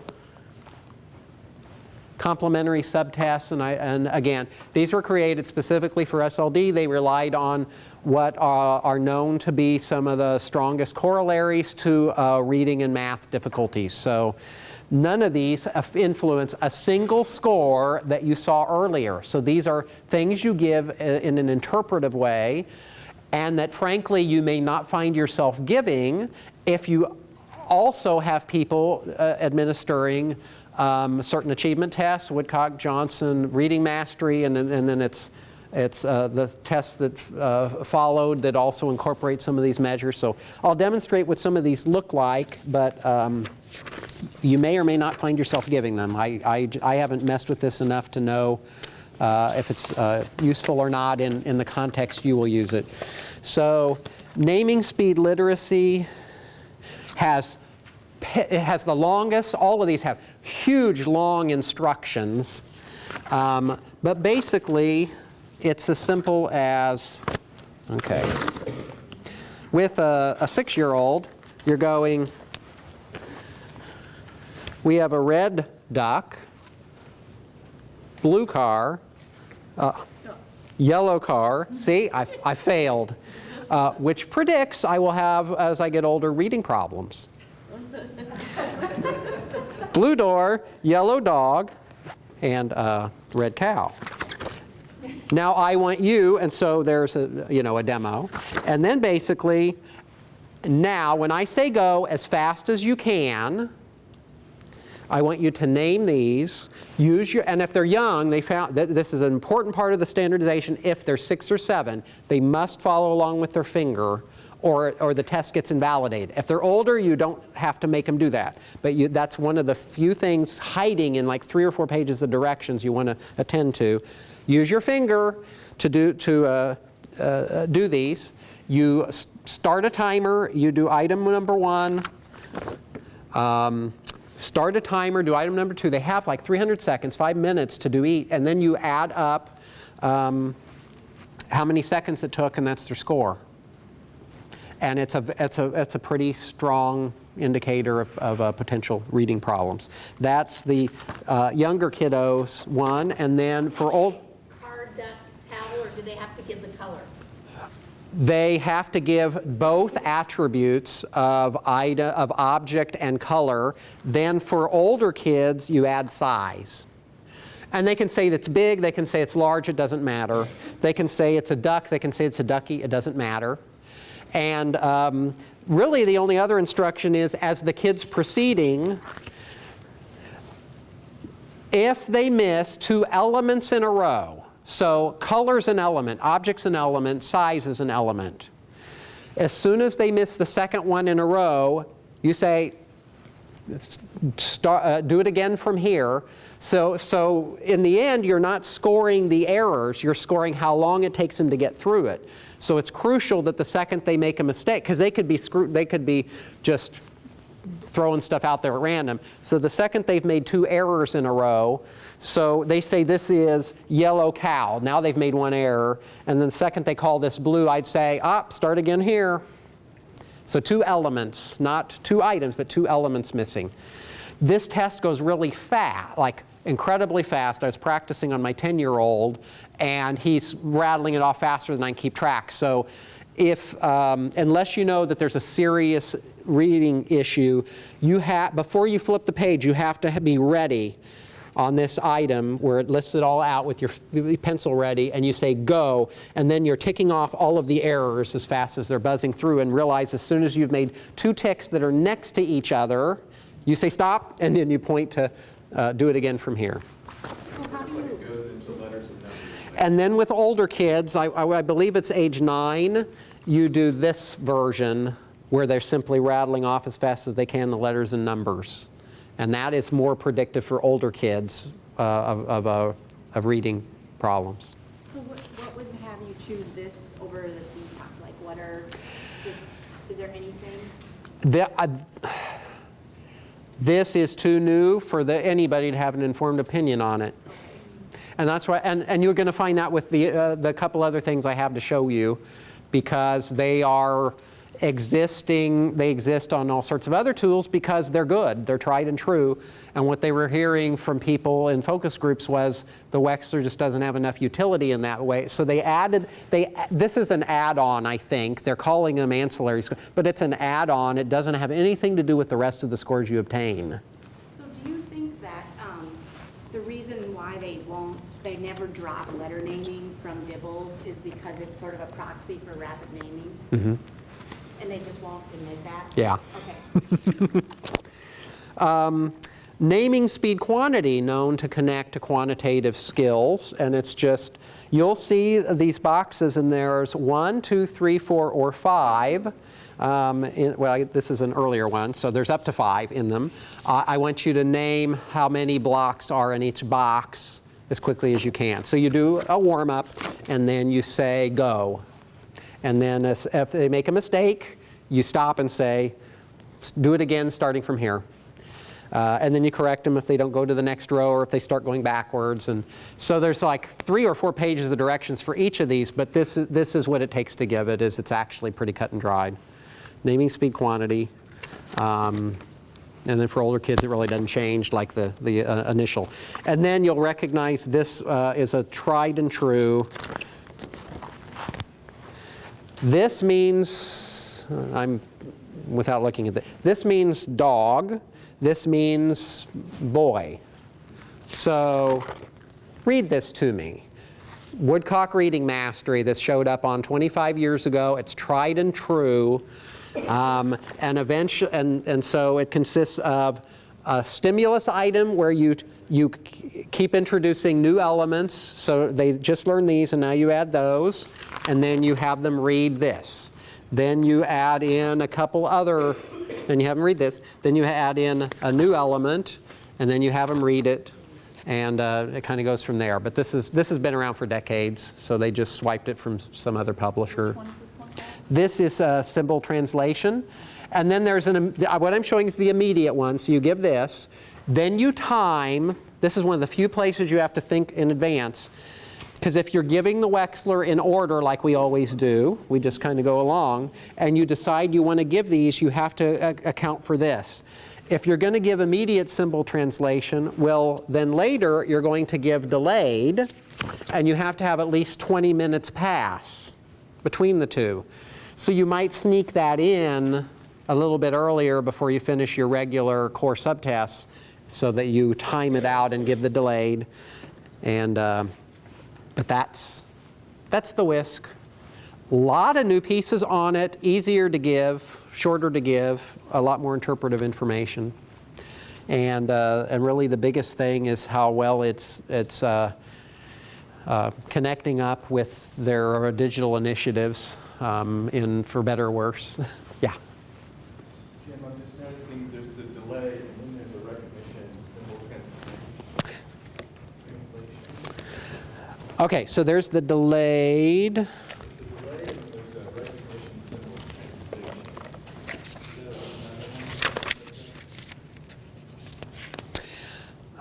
Okay. Yeah, and then, yeah, I skipped one hiding in the back.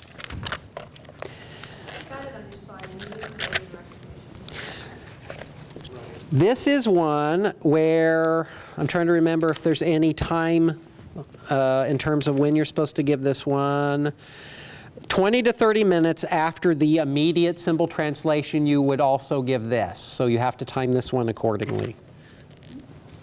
And it's basically, now I'm going to show you a picture.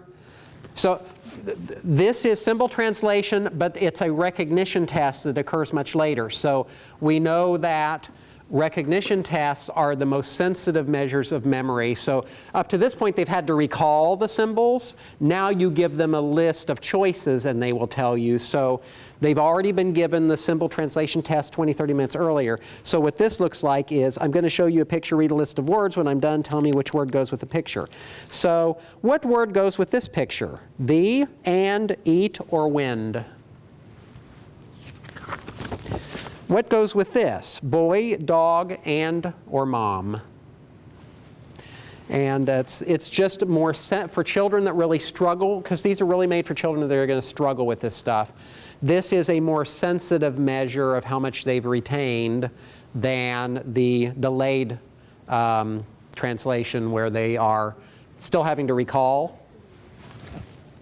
Now, is there a max amount of time? Like if I gave this the immediate, and I gave the delay or the recognition, You are to give. I give it hours afterward to the next day? You are to give the immediate, you give the immediate symbol translation. You are to give the delayed between, and it says approximately 20 to 30 minutes afterwards. And then you can give the recognition, if you're going to give the recognition, anytime after that. Anytime after that, immediately. So, that's pretty slick. Lunchtime. Are you done? I'm done.